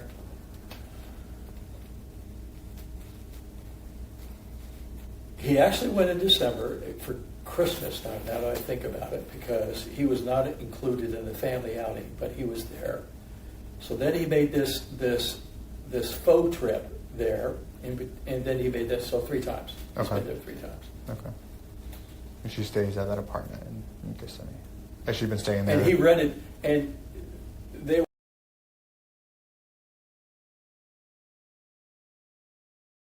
which I ended up having to pay. Renting a And- room within the same apartment? Yeah. Yeah. Gotcha. Okay. Jen's father rents the rooms out. And does Jen's father live there? Or does he No. lease the apartment and then sublease the rooms inside? Well, he owns the townhouse and he rents out the rooms and charges his daughter rent. Gotcha. Okay. Okay. That makes more sense. Yeah. Because for some reason, I came into this towards the tail end of the investigation. For some reason, I thought he was living in that apartment like today. No, But okay. no, he was just visiting. All right. You guys going back home tonight? No, I booked the room for tonight. Okay. Go back tomorrow. Okay. Well, which I didn't know what was going to happen today, so I booked the room for the second night. Okay.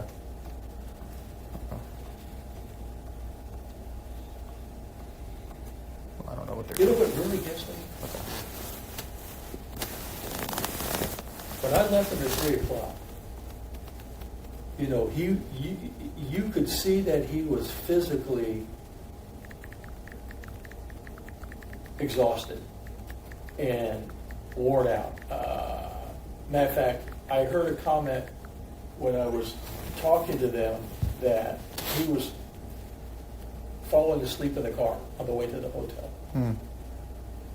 So I figured he'd get in bed, crash and burn, and that would be it. It's pretty ballsy to assume that Jenn would sleep through the entire night and not wake up and find he wasn't there. I don't disagree with you. Because it was 10:45, she calls and said, "Is Stephan with you?" And I go, "No." Yeah. He said, "Well, he hasn't been here for 25 minutes." And that's probably, I'm assuming, like she woke up, it's been 25 minutes, and he hadn't shown up. Yeah, expecting him to return, and he never returned. Yeah. And then he showed up maybe towards 11:30. Yeah, maybe it was like 11:30. Yeah. Yeah. Now this really, really, really, really blows my mind. Obviously, something. I'm afraid to even say it, think it. And what's that? There's just too many inconsistencies here, and his behavior is indicating something else is going on here. You know, why would he spend nearly 6 hours driving round trip to go to Northport to the storage unit? Well, I mean, hopefully we Sure, may be able to. To connect to the Wi-Fi because the police had his phone so that he can delete all his CSAM stuff from his Google accounts and clouds and all that, right? Ugh. Sterns was trying to cover those tracks already, right? Now, I don't know if the 35,000 pictures they found on the hard drive in the storeroom, I wonder if it means, was he collecting those photos from the internet or are there more victims? You see what I'm saying? He's been charged. There actually might be. Remember the 60 charges we read through? I think some of those last 20 are from images he had on his phone, but they don't talk about, seeing his, what in them. In the evidence of Maddie, they include seeing sometimes his face, but mostly his you-know-what, okay, which has a very specific freckle on it, which I've seen from the FOIA file, which I'm not going to show, but I can see what they're talking about. Where they're like, oh, that's what they saw in some of these, well, in a lot of the evidence, right? In the case involving Maddie. But sure, 35,000 pictures of other CSAM pictures. That is scary. Oh my goodness. So yeah, Luna says there could be more victims. That is pretty scary. By the way, there is a, thank you, Grizzly Cat looked it up for us just to make sure what's happening in court next. Stephan Sterns has a status hearing on October 14th for now. I don't know if that'll ever change, but okay, October 14th. Sometimes they move these things. For now, at this time, what's the time now? It's now August, the date, August 26th. The time of this live stream, right now in the court system, it says October 14th. It's a status hearing for both the murder and the CSAM charges for both cases. So, I wonder if he'll plead guilty, to get LWOP, to not show his face at a trial, to avoid the death penalty. It wouldn't surprise me with someone like Stephan Sterns, right? Marisa G, was Stephan Sterns arrested by this time? I don't know if it's because they didn't say the exact time of this interview, but I think he was arrested later this same day. He was arrested on the 28th, so if they told us the time, that would be much better, right? Okay, so we've got a bit more to go. The body was in Jenn's car. We're trying to figure it out. Have you asked him? Oh, Yeah. Jenn Soto. Yeah, we talked to him. he's talking about the body. Interesting. He said how does the dad know that? If this is around then, because it sounded like it the whole time that it's February 28th. He's like, was the body in Jenn's car? What? Okay. So Hey, I'm inside the building. let me check on them. Don't wander off too much. Oh dear, we've got questions about it. He said, is it malformed? It is not malformed. I see there's some rumors out there of things about it.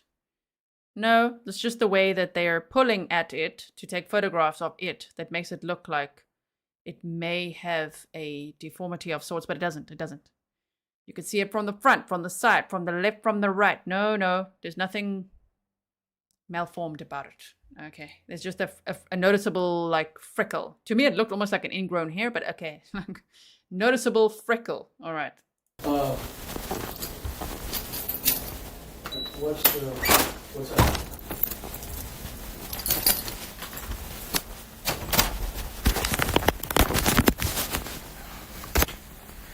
Pausing the recording at 10:15. It's a surreptitious recording with Mr. Sterns. My name's Corporal Richards. Also 10:12 with me was Corporal Evan Avila and Kissimmee Detective. Resuming the interview with Mr. Sterns. Still there? Mr. Sterns. Okay, so this is the second file. Yes, well, the second from the Osceola County Sheriff's Department. Yesterday's one that we listened to was from the Kissimmee Police Department. So I got two files from my FOIA request about Chris Sterns.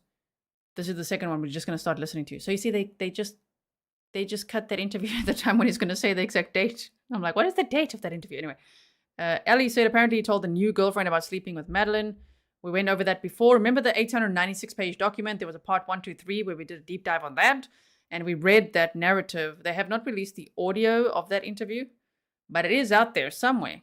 And we would like to hear it. Thank you. Yes, we would. Because what happened was that ex-girlfriend, now ex-girlfriend, obviously, a girlfriend at the time, said that she would invite Stephan over to, like, come over for a sleepover. And he'd be like, no, thanks.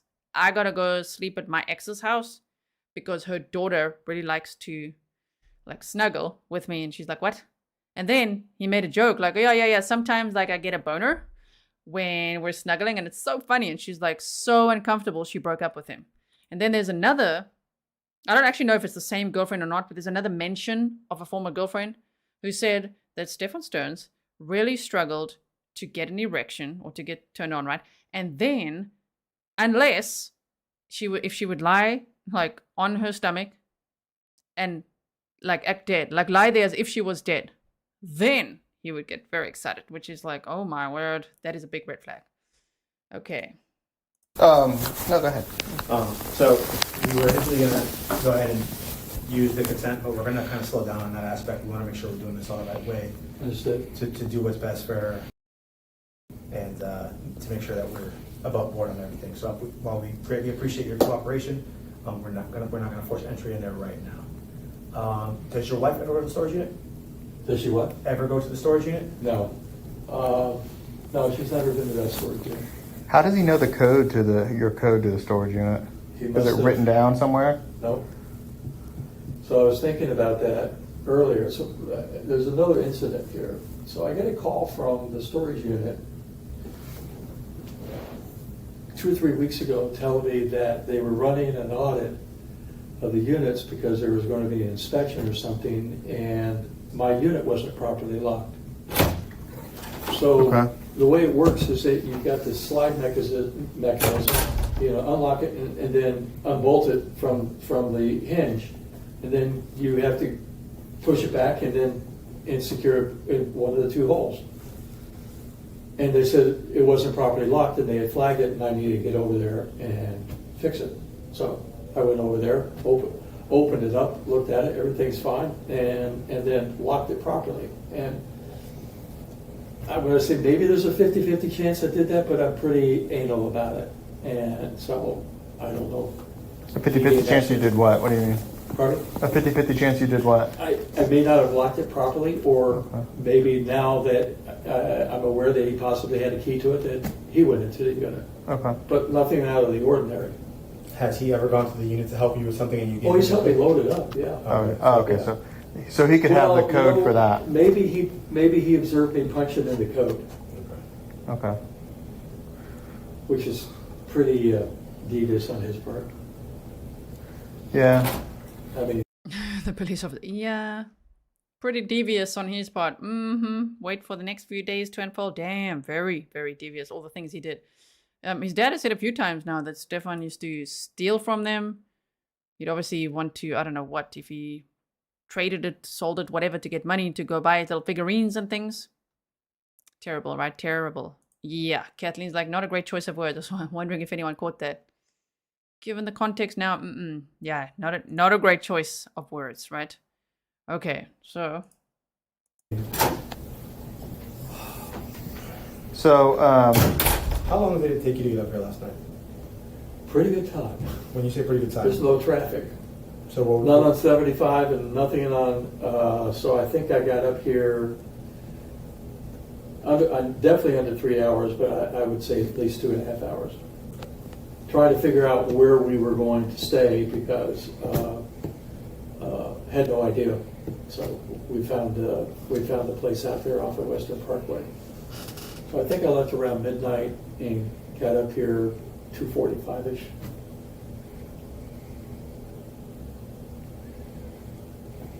all right. Well, I can pinpoint it exactly just by looking at what time I called. That's all right. That was kind of just just a ballpark because we don't go down to Northport at all. Well, so we've been all very straightforward with each other. You've inferred several times that you suspect there's more going on. Mm-hmm. We did do a release. Your son has been arrested for sexual battery. There you go. The dad's like, what? So this is still the same day. It's just the second clip. Okay. He's like, what? Stephan Sterns was arrested on February 28th. Maddie's body was only found on March 1st. So, and then later, the interview we actually listened to yesterday, which I got from the Kissimmee Police Department, which was longer. So we started with the longer one first. That was on March 6th, also featuring Debra. So we listened to that. All right. So, wow. Your son was arrested for sexual battery. Essentially rape. Okay. And that's where we're at with this investigation right now. Obviously it wasn't Jenn, but so it's still active, so we won't get into Yeah. the victim is, but I mean, you've done this job before. I think you can reasonably infer where we're at. yeah. So that's kind of why things are going to slow down a little bit. Understand. We're Slow the pace gonna down. we're slowing the pace down just a little bit. In that regard, not necessarily in the regard of trying. Okay, so we're going to be, executing a search warrant down there at the storage unit. There's no reason to break the lock. We're just going to go take a look. So you need me there with the key to let you in? Not necessarily. Not necessarily. They'll coordinate that, and we'll coordinate with the storage unit and get that. So weird. The dad is not more shocked about that. I'm sure it is shocking, but he's like, be cool. Like, sorry, what? Yeah. Sexual B. I know they said it, but YouTube is very sensitive. The AI is constantly monitoring, literally. I'm not conspiring. There's like literally AI monitoring the chats now to see what are we all talking about? What am I saying? We don't want them to restrict the reach. Otherwise, people will never see this, right? And we want people to learn this information. My word. But he's just like, oh, okay. Yeah, you can go in that storage unit. Like, wow. Tashi said he sounds shocked to me. He's not speaking. Well, that's true, isn't it? True. His baseline is talking a lot. So he sounds shocked because he's suddenly not talking all that much. Like, wait, what? Wow. Okay, so. Yeah, Royal. No one talks to no one like that over here. Royal's like, God, shut up, let us hear it. There's other places if you want to just hear it, just like out there. Here we make commentary, discuss it together, analyze it together. Okay, don't make me snarky now. Okay, MCC said the father is almost as nonchalant as Jennifer. He was so shocked. Now, like, wait, what? You could hear that he literally thought the first thing he's going to hear is, yep, we've arrested Jenn Soto. Like, he's like, Jenn, my son. Yeah, your son's been arrested. So I wonder if they're probably still so shocked. Like, are they ever going to arrest her? Like, is she part of this or what? Yesterday we heard about the mom's dream of what she thought happened, right? So it's just her speculation. Doesn't sound that far off, based on the crock. I've spoken about this before, so I'm just going to say bullet points. One crock of Maddie's in Jen's room. Stephan's boxer short hanging right there in the laundry basket. Madeline's panties like tucked into blankets there. It's crazy. Like, there's so many clues downstairs that it's actually quite scary. So I don't know what all went on there that night. I would speculate early hours of the morning. But yes, I think many people are wondering, will Jenn Soto ever be arrested? I don't know. Done. So that's kind of where we're at. And I'm pretty sure Jenn already knew that happened. So Jenn do what? Jenn does know, correct? Yes, so Jenn knows that he's been arrested. Jenn doesn't know anything about the incident itself. She's a little more informed, given that she direct involvement, whether she chooses to share that with you or not. Yeah, we're protected under law of disclosing victims' information. But we've had a long conversation, and all that. Question before you go, because I don't know if the Kissimmee officer has your contact information, just so I can relay it. What is your phone number, Mr. Sterns?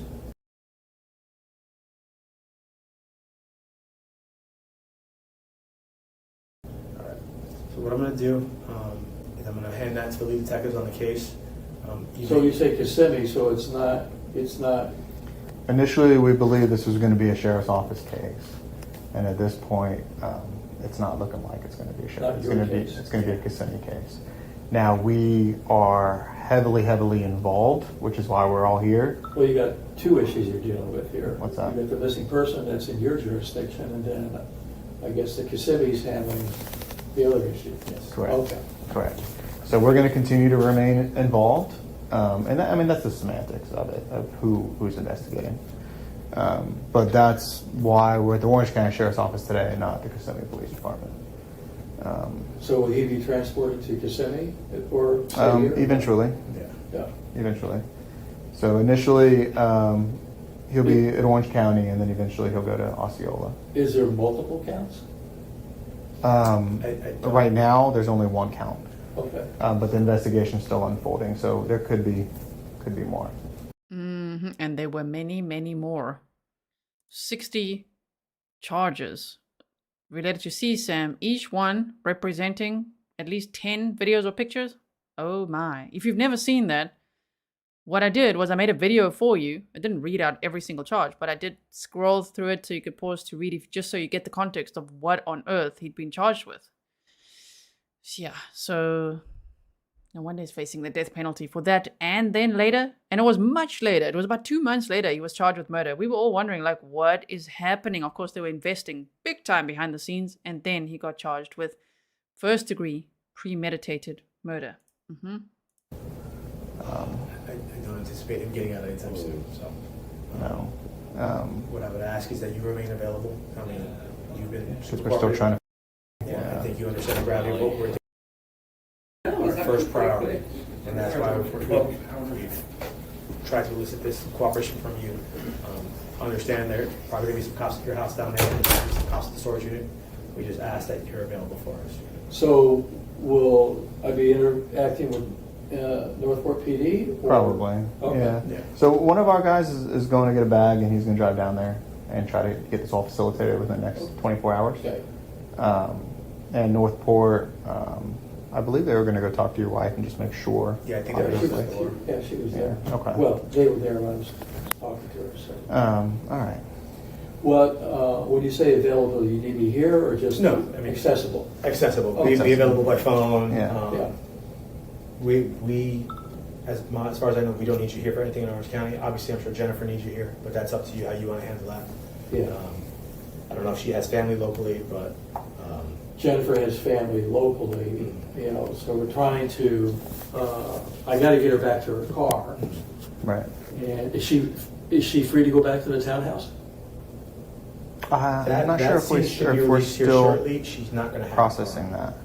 Her car is the white Nissan. Nissan. We have that car. Yeah, we have that Now car. she doesn't have a car, so where is she supposed to spend the night? Without sounding callous, ideally we'd like to the plan is to release her home back to her. We don't believe we need access to the home right now. I'll get you a definitive answer here shortly. So she can go back home tonight. Hopefully. I'll get you an answer for that here shortly. Hopefully. What about the Lincoln that you impounded? What's the status of that? That's still being processed. Okay. I just want to give you fair warning that it's the Poodle ambulance. It's the Poodle ambulance. Because we Okay. put the dogs in there for when they're coming in season, or they just had a litter of pups, so sometimes they get puke or blood smeared on the seats, and even though you try to clean it up, and said I don't want somebody to get too excited, and all of a sudden you pick up, you know. We've got experts on the case. Makes a lot of sense. It's animal blood. Okay. Yeah. Okay. Well, before Can you buzz me in real quick? what's that? Can you buzz me in real quick and I'll go get an answer about the house?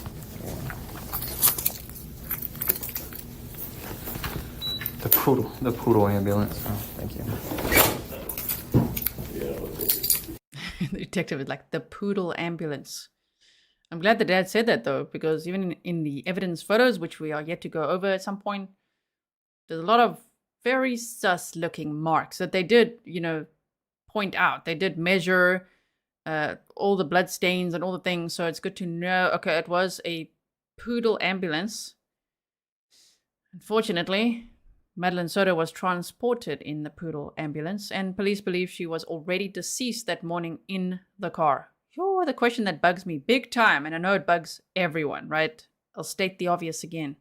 How in the hell did he get her in the car? How did he get Maddie in the car? Even though I've seen, the parking areas, because it's not a garage. It's like open parking areas right in front of each little apartment like that, right? So he could have just, I don't know. He would have parked right there. It wouldn't be a far walk or something. But were they like no cameras, no ring cam? Not that we know of. Maybe they have it. But why do we not know anything about this? There's no ring cam. There's no one seeing that. There's no one out and about at whatever time that was, unless it's in the middle of the night. I don't know. There's a lot one could speculate, but like, how did no one see that? Oh my word. And then her socks were completely clean, so it's not as if she walked out either. It's very scary. Oh my goodness. Michelle, welcome. Okay, so we've just got a few more minutes. You put these pads down and they still manage to like their rear Well, ends of course. leather seats, and you go, oh. They're like kids, they Yeah. just poop and pee and Yeah. vomit all over the place when you're least suspecting. So Well, this has certainly been a change, 24 hours of change. I don't know whether to say I'm flabbergasted or impressed at Stephan's endeavors. Well, He was, as far as I knew, he was going to pass out at 3 a.m. yeah. It didn't take me long to crash and burn, and then to find out that he made this round trip to Northport.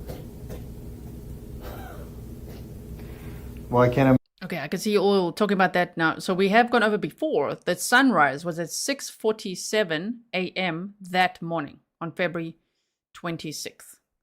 And the temperature was around 50 degrees Fahrenheit, 10 degrees Celsius. So yes, he could have carried it out before that, before 6:47, like when it's still dark. It's just still that no one saw anything. I mean, it's possible. And it would be really quick. It's really a few steps. It's probably like 5 steps to the car, you know. So yeah, but it's pretty scary to think about, right? Oh my goodness. Okay. Imagine what's going through your head right now, and I do sympathize for you and your family. And I'm pissed that he's done this to us, done this to himself, done this to us and somebody else. that's Damn, bro. Damn. Okay. Whoa. So the dad is pissed off that Stephan has done this to us, that he's done this to himself. No. Right? Although, does he know it's about Maddie at this point? Because they talked about being arrested for CSAM charges. He said, is there only one count? He said, so far, one. Well, if the dad is a former cop, which he sounds like he talks cop very well, you could put two and two together and be like, damn, it's probably about Maddie, right? But there's not much talk from the parents or anyone that we've heard, you know, like Debra and Chris Sterns. And obviously Jen Soto really focusing on Maddie. Like, how is Maddie, even when she was just a missing child? There was no like, is she hungry? Is she okay? Is she cold? Like, where would she be? And pleading for her, like she needs her inhaler because she's got asthma. There was none of that, right? But ooh, oh my goodness. Okay, yeah. Peace Lab says no concern for Maddie. Freaking unbelievable. I have to say it like that. Freaking unbelievable, right? It's unbelievable. Oh my goodness. not an unreasonable thought. Not unreasonable at all. I had no idea of the issue and what he may be capable of doing here, and it's just like it's a revelation. Yeah. I've always told them to respect law enforcement, respect the law, but it appears that he's decided to live a different lifestyle. I mean, one time he got pulled over by the highway patrol. I could hear him yelling at the highway patrol, and Right. disrespect. Yeah. Don't do that. I said, they'll haul your butt up from Winter Garden to Mount Dora, and that's a long way to go. And I said, you don't want to upset the guy. The guy was very, very professional. Apparently, he was driving on maybe a registration issue or something, so I had to go up and get him because they wouldn't let him drive the car. But you know, it's like the old saying: you don't fool with the IRS or the Lone Ranger, and you don't fuck with the highway patrol. So they're not nice guys. They can be, but they're nice guys. I always laugh when the detectives have to talk along and they're like, as you can hear, they're not really laughing. Not really. It's just like, okay, and then that just makes me laugh because I'm like, oh my word. Heidi said, S battery, not CSAM. You're right. He did say S battery. He just said it. He just read out, your son has been charged with. So yeah, it's just terrible that he, just like, I'm pissed that he's done this to us and to himself and to someone else. You mean Madeline Soto? Yeah. Wow. Okay. Oh, they're cranky, you know. They're traffic guys. They're cranky. Give me a ticket. You know? Yeah. I've got plenty of warning tickets from them, so I feel Yeah. Feel Yeah. blessed. Knock on wood, right? yeah. But okay. So what? You guys are going to arrange to get access to the storage unit. Yes. Okay. So you don't need to be involved. Yeah, we'll take care of that. Truly, you know, my thought right now is if you're available for your family, available for, you know, that kind of thing right now, and get some sleep, however hard that may be, and then we'll let you know what needs may arise, if any. So we're trying to facilitate all this, least amount of, this is going to sound, intrusion in your life. So go ahead. Oh, that phone is ringing now. Gumshoe Lolly said, when they dress and cover their victims, it's often a sign of remorse or sometimes shame, right? Not sure if that's the case here, though. Yeah, I'm not sure. He had pulled her hoodie, the hood of her hoodie over her head and placed her lying face down. You see, that's a red flag based on also what the ex-girlfriend said, but okay. She was lying, was kind of on one side, as either described it. But with her hoodie pulled over her head and her face, and then, yeah, clean socks and all of that as well. My goodness. Imagine if you went back to put on clean socks. That'll be so weird. Who knows with this guy, right? Big girl for life. Thank you so much. He said, this community is awesome. Well done. Thank you so much. And thank you all for being here. Yeah.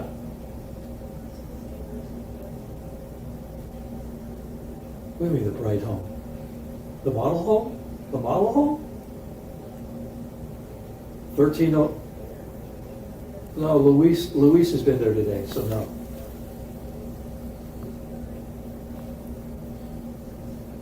Yeah.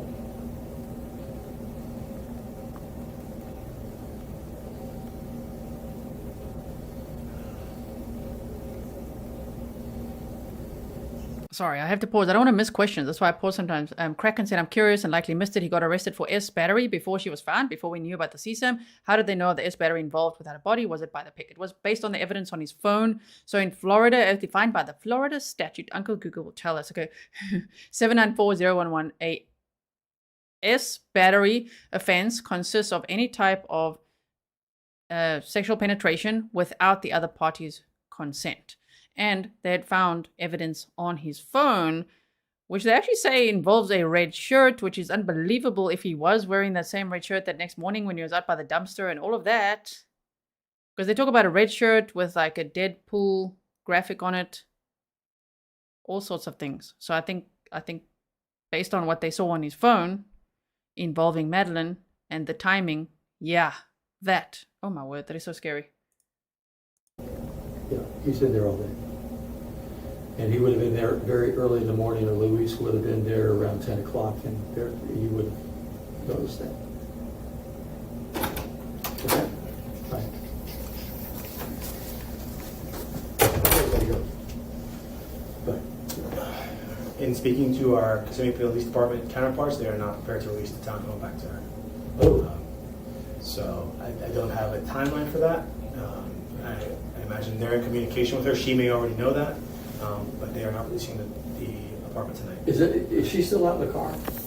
She should be. She should yeah. be. Oh, she called me earlier and said she's frightened to be out there.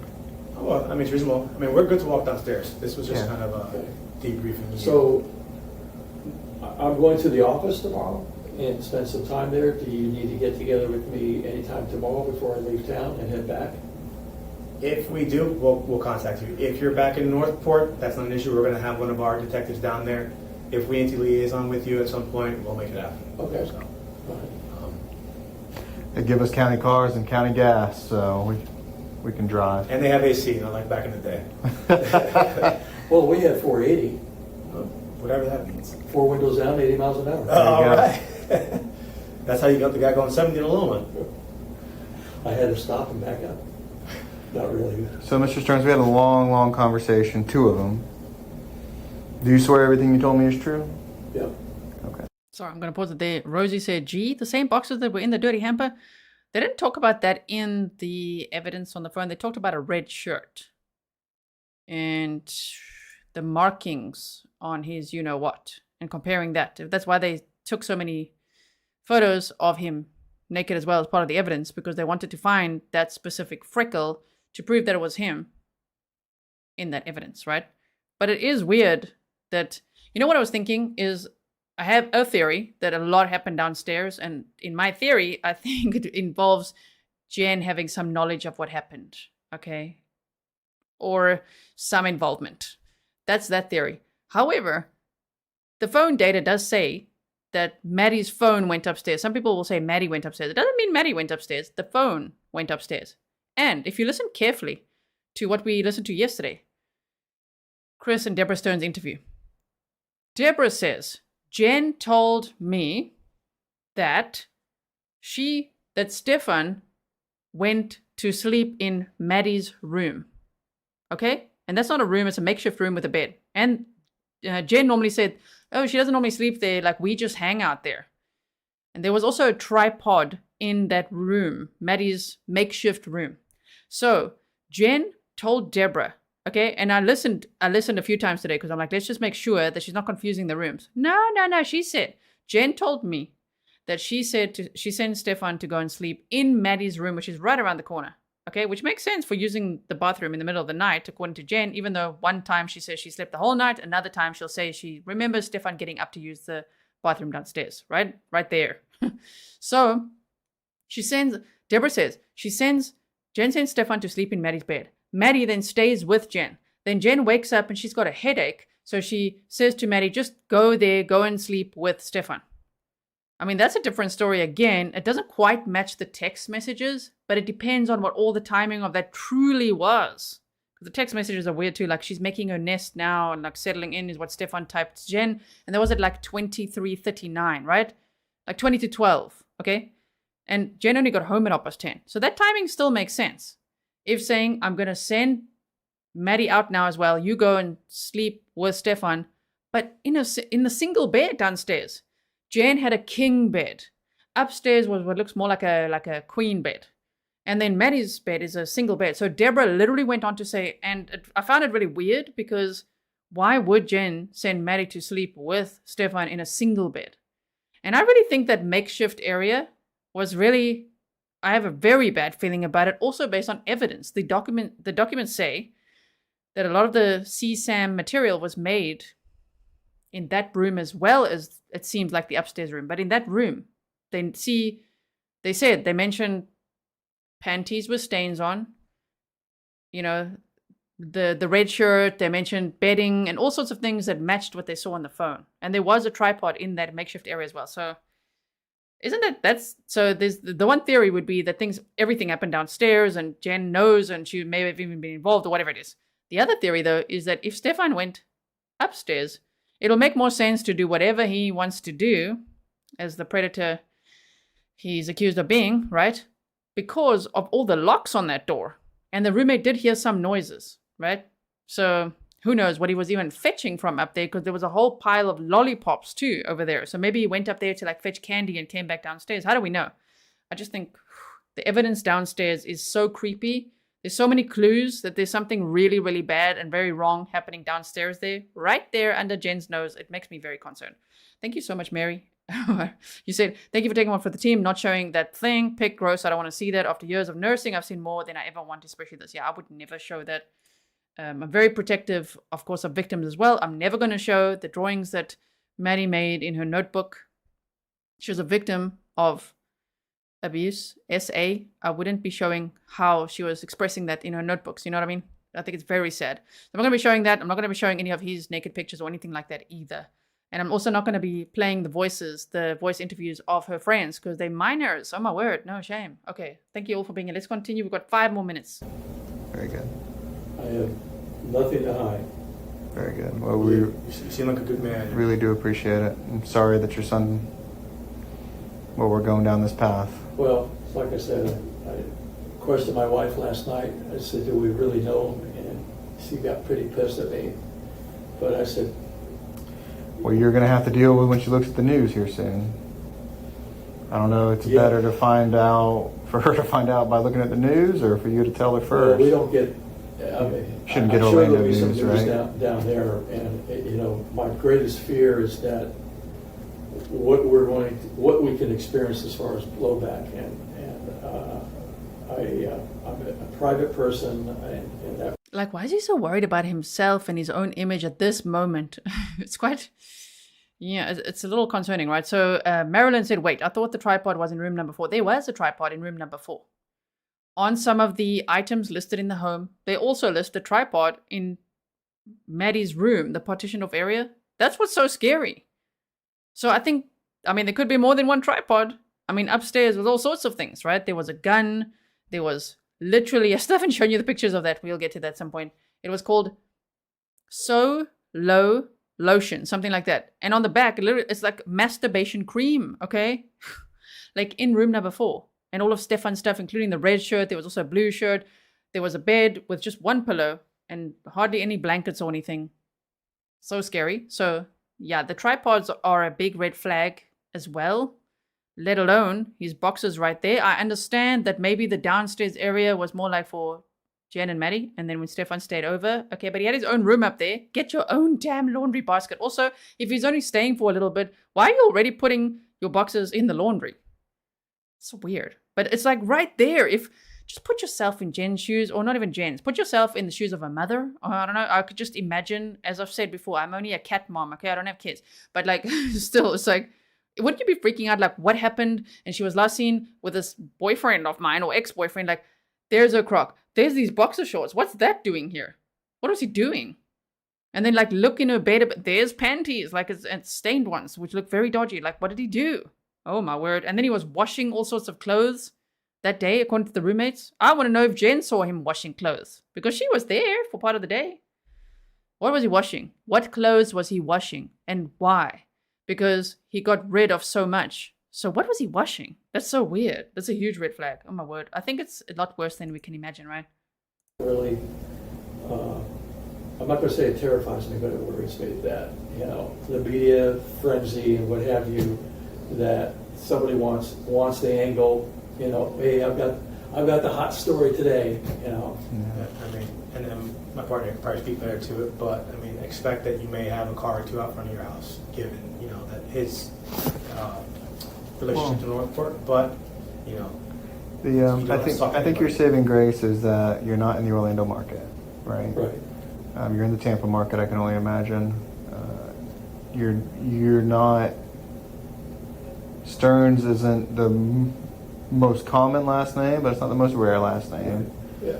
And you're talking about a statewide search. They'd have to do a really good job, I think, to find you. Yeah. I'm not saying they're not good at their job, but you know. Well, I mean, I'm out there in the public. You can just Google me. Yeah. You know, I'm going to come up because I'm in real estate. So, Yeah. You know. Well, I wouldn't be concerned about that until there's a problem. And if they're out in front of your house, and you know, you can always call Northport and they can advise you. But if they're ever on your property, just tell them to leave. Yeah. You know, as far as professional blowback or anything like that, it's tough for everybody to put two and two together. Does Jenn know that he made this trip this morning? So we didn't speak to Jenn. I wasn't privy to those interviews. Yeah, Jenn spoke to the Kissimmee Police Department. So my understanding is she is briefed very well.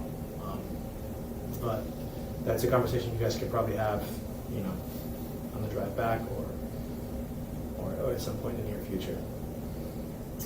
I just don't see where he had the energy to do this. I mean, unless he was faking it. Oh my word. He's like, I just don't see how he had the energy to do this. He's basically saying he was a sloth all of the time, and especially when he saw him. They're like, how in the hell did he go back to Northport, Florida? How did he do all of this? How was he driving around, changing tires, doing all? He's like, how did he have the energy? Mm-hmm. Yeah. With me at 3 a.m. this morning. I don't know where he got the effing energy. But you're telling me he was down there at 7:45 at Toledo Blade? Yes. I mean, 7:45, 3:45. He waited till she got up, went to sleep, and snuck out. Not long after we all said goodnight. You can't reason. As a reasonable person, you can't understand the unreasonable. There's no way you'd be able to wrap your head around anything that he's accused of doing or that he did. There's no way that any of us would be able to, even with all of our experience in public safety, there's just no way. So.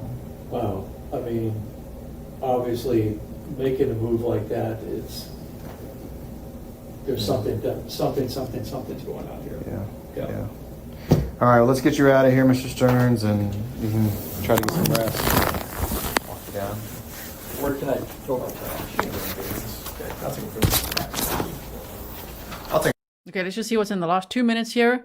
Natural Yin said, but remember the tripod downstairs may be hers. The friend said she had a secret YouTube where she danced and was going to reveal herself once she got a certain amount of subscribers. That's true as well. The only problem I have is that a lot of the CSAM charges say that there's certain bedding and clothing and, you know, toys and things that, as in like soft toys and things that match that room more downstairs than the one upstairs, right? So it's like, I really feel like a lot of filming of sorts happened downstairs in that partitioned off area. That partitioned off area has always bothered me a lot. And you know, when Jenn was being transported, I think to the press conference that was in that part of the audio, she actually said that, and it was a little bit out of the blue. It wasn't based on what they were talking about at the time, but she said, yeah, you know, that was his, she talked about Stephan and then said that Maddie, she was his partner for hobbies, and that he was very into his hobbies and things, and they always played together, and I like to watch. Now, I know that could be taken very out of context. I was just listening to it like, so the detective literally said, oh, okay, so you like to watch when they play together? She said, yeah, really got a lot of joy out of that. And I'm it's just, I don't know, man. It just sounded wrong the way it came out. Go listen to it again. It's, I wonder if it was part 1 or 2. I don't know. It's one of Jen's, I put all the files together in a video for you if you want to re-listen to it there somewhere. I was just listening to it like, it sounds weird how she's talking about it. And especially if she said that it was his partner for all those hobbies. Like, no bestie, no partner. He is 37 years old, and Maddie was only 13. Oh my goodness. Kate, welcome. Okay, we've got just a few minutes. You got it. Okay. Wow, this has got so much hair on it now, it's unbelievable. Yeah. Jesus.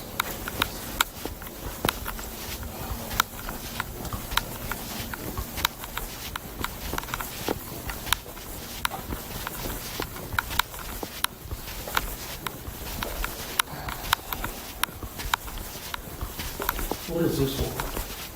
See, these are the guys that have fallen in line of duty.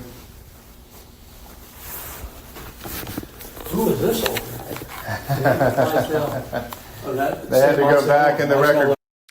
This guy wins the small talk award or what? This dad can make small talk just like that, as if he's like at a braai. That's what we call a barbecue in South Africa. Just like, hey man, who's this fella on the wall?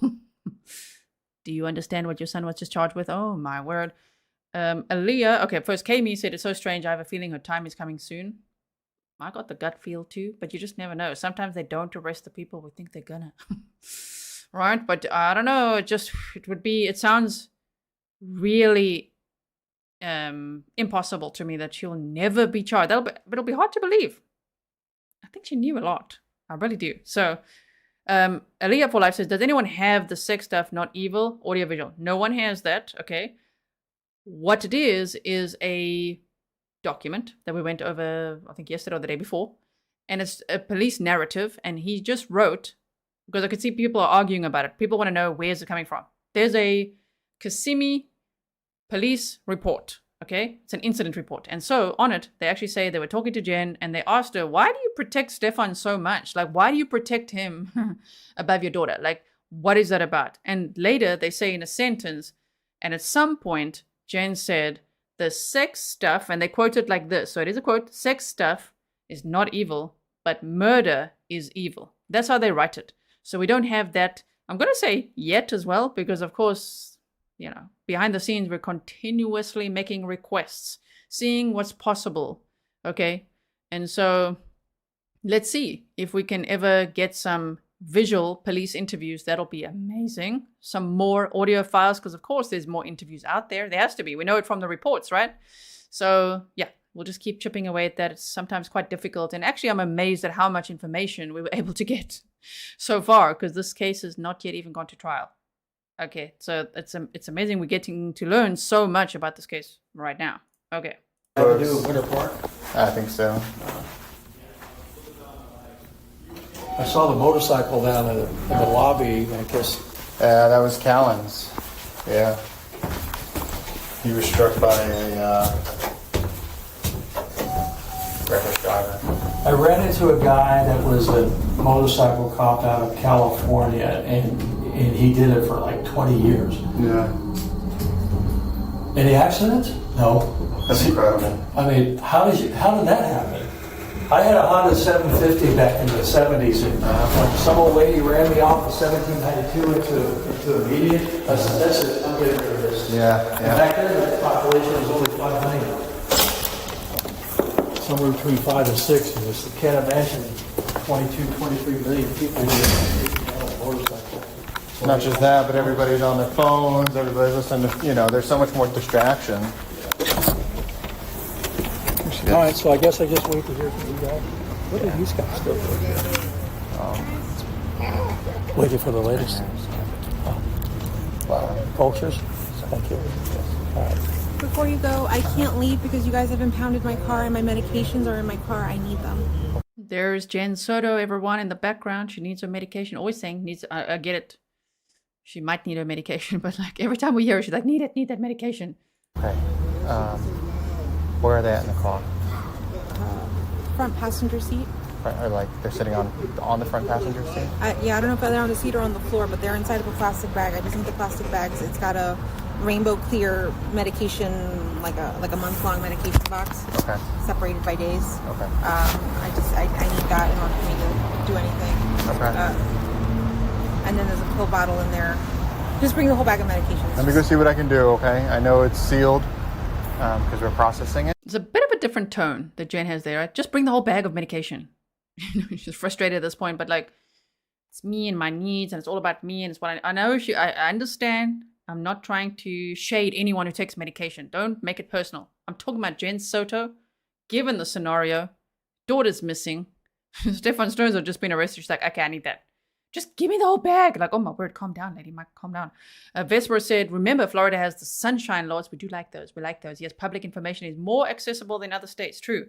Tracy Parrott, you see, you're saying that's what I'm still thinking. You say, I think the downstairs would be further away from the roommates, making it harder to be heard from downstairs. I think so too. That's why I think a lot happened downstairs. I don't believe half the stories that Jenn or Stephan tells. So I wouldn't be surprised if Jenn actually slept in Maddie's bed and Stephan and Maddie were in her king-size bed. You know what I mean? You want a good night's sleep, then go. If you want to be alone, then you know. I'm just thinking downstairs, even intuitively, gut feel is like the downstairs area.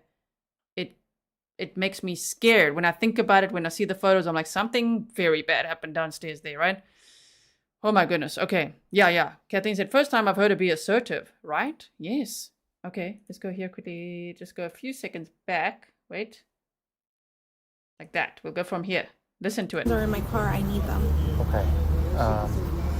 Where are they at in the car? Front passenger seat. Or like they're sitting on the front passenger seat? Yeah, I don't know if they're on the seat or on the floor, but they're inside of a plastic bag. I just need the plastic bags. It's got a rainbow clear medication, like a month-long medication box. Okay. Separated by days. Okay. I need that in order for me to do anything. Okay. And then there's a pill bottle in there. Just bring the whole bag of medications. Let me go see what I can do, okay? I know it's sealed because we're processing it forensically. Is there any other way you can get a hold of this medication? By going back to my house, but that's also sealed by forensics. It's also sealed by forensics, yeah. Okay. Let me see what the best avenue is. I have already. Go ahead. Detective Andrews has already gone in there, and I told him I need my meds, but let me see what I could do. So I don't know if you guys would tag team it. Oh, okay. Yeah, we'll tag team. I'll let you know as soon as possible. You want me to hang tight? Well, yeah, for the medicine, real quick. Yeah, Okay. Yeah, so give me 5 minutes. I'll be back 5. Yeah. It's concluding this interview with Mr. Sterns. This big-ass tower out in Brookville. Okay, everyone, we listened to all the Christopher Sterns interviews now. Yesterday was an hour 44. Today there were 2 clips, and together it was an hour and 4. Of course, we talk in between as a community. It's not just me yakking in between. I love all your comments as we go throughout it. Thank you for everything you point out and all your insight. Please leave your comments below as well.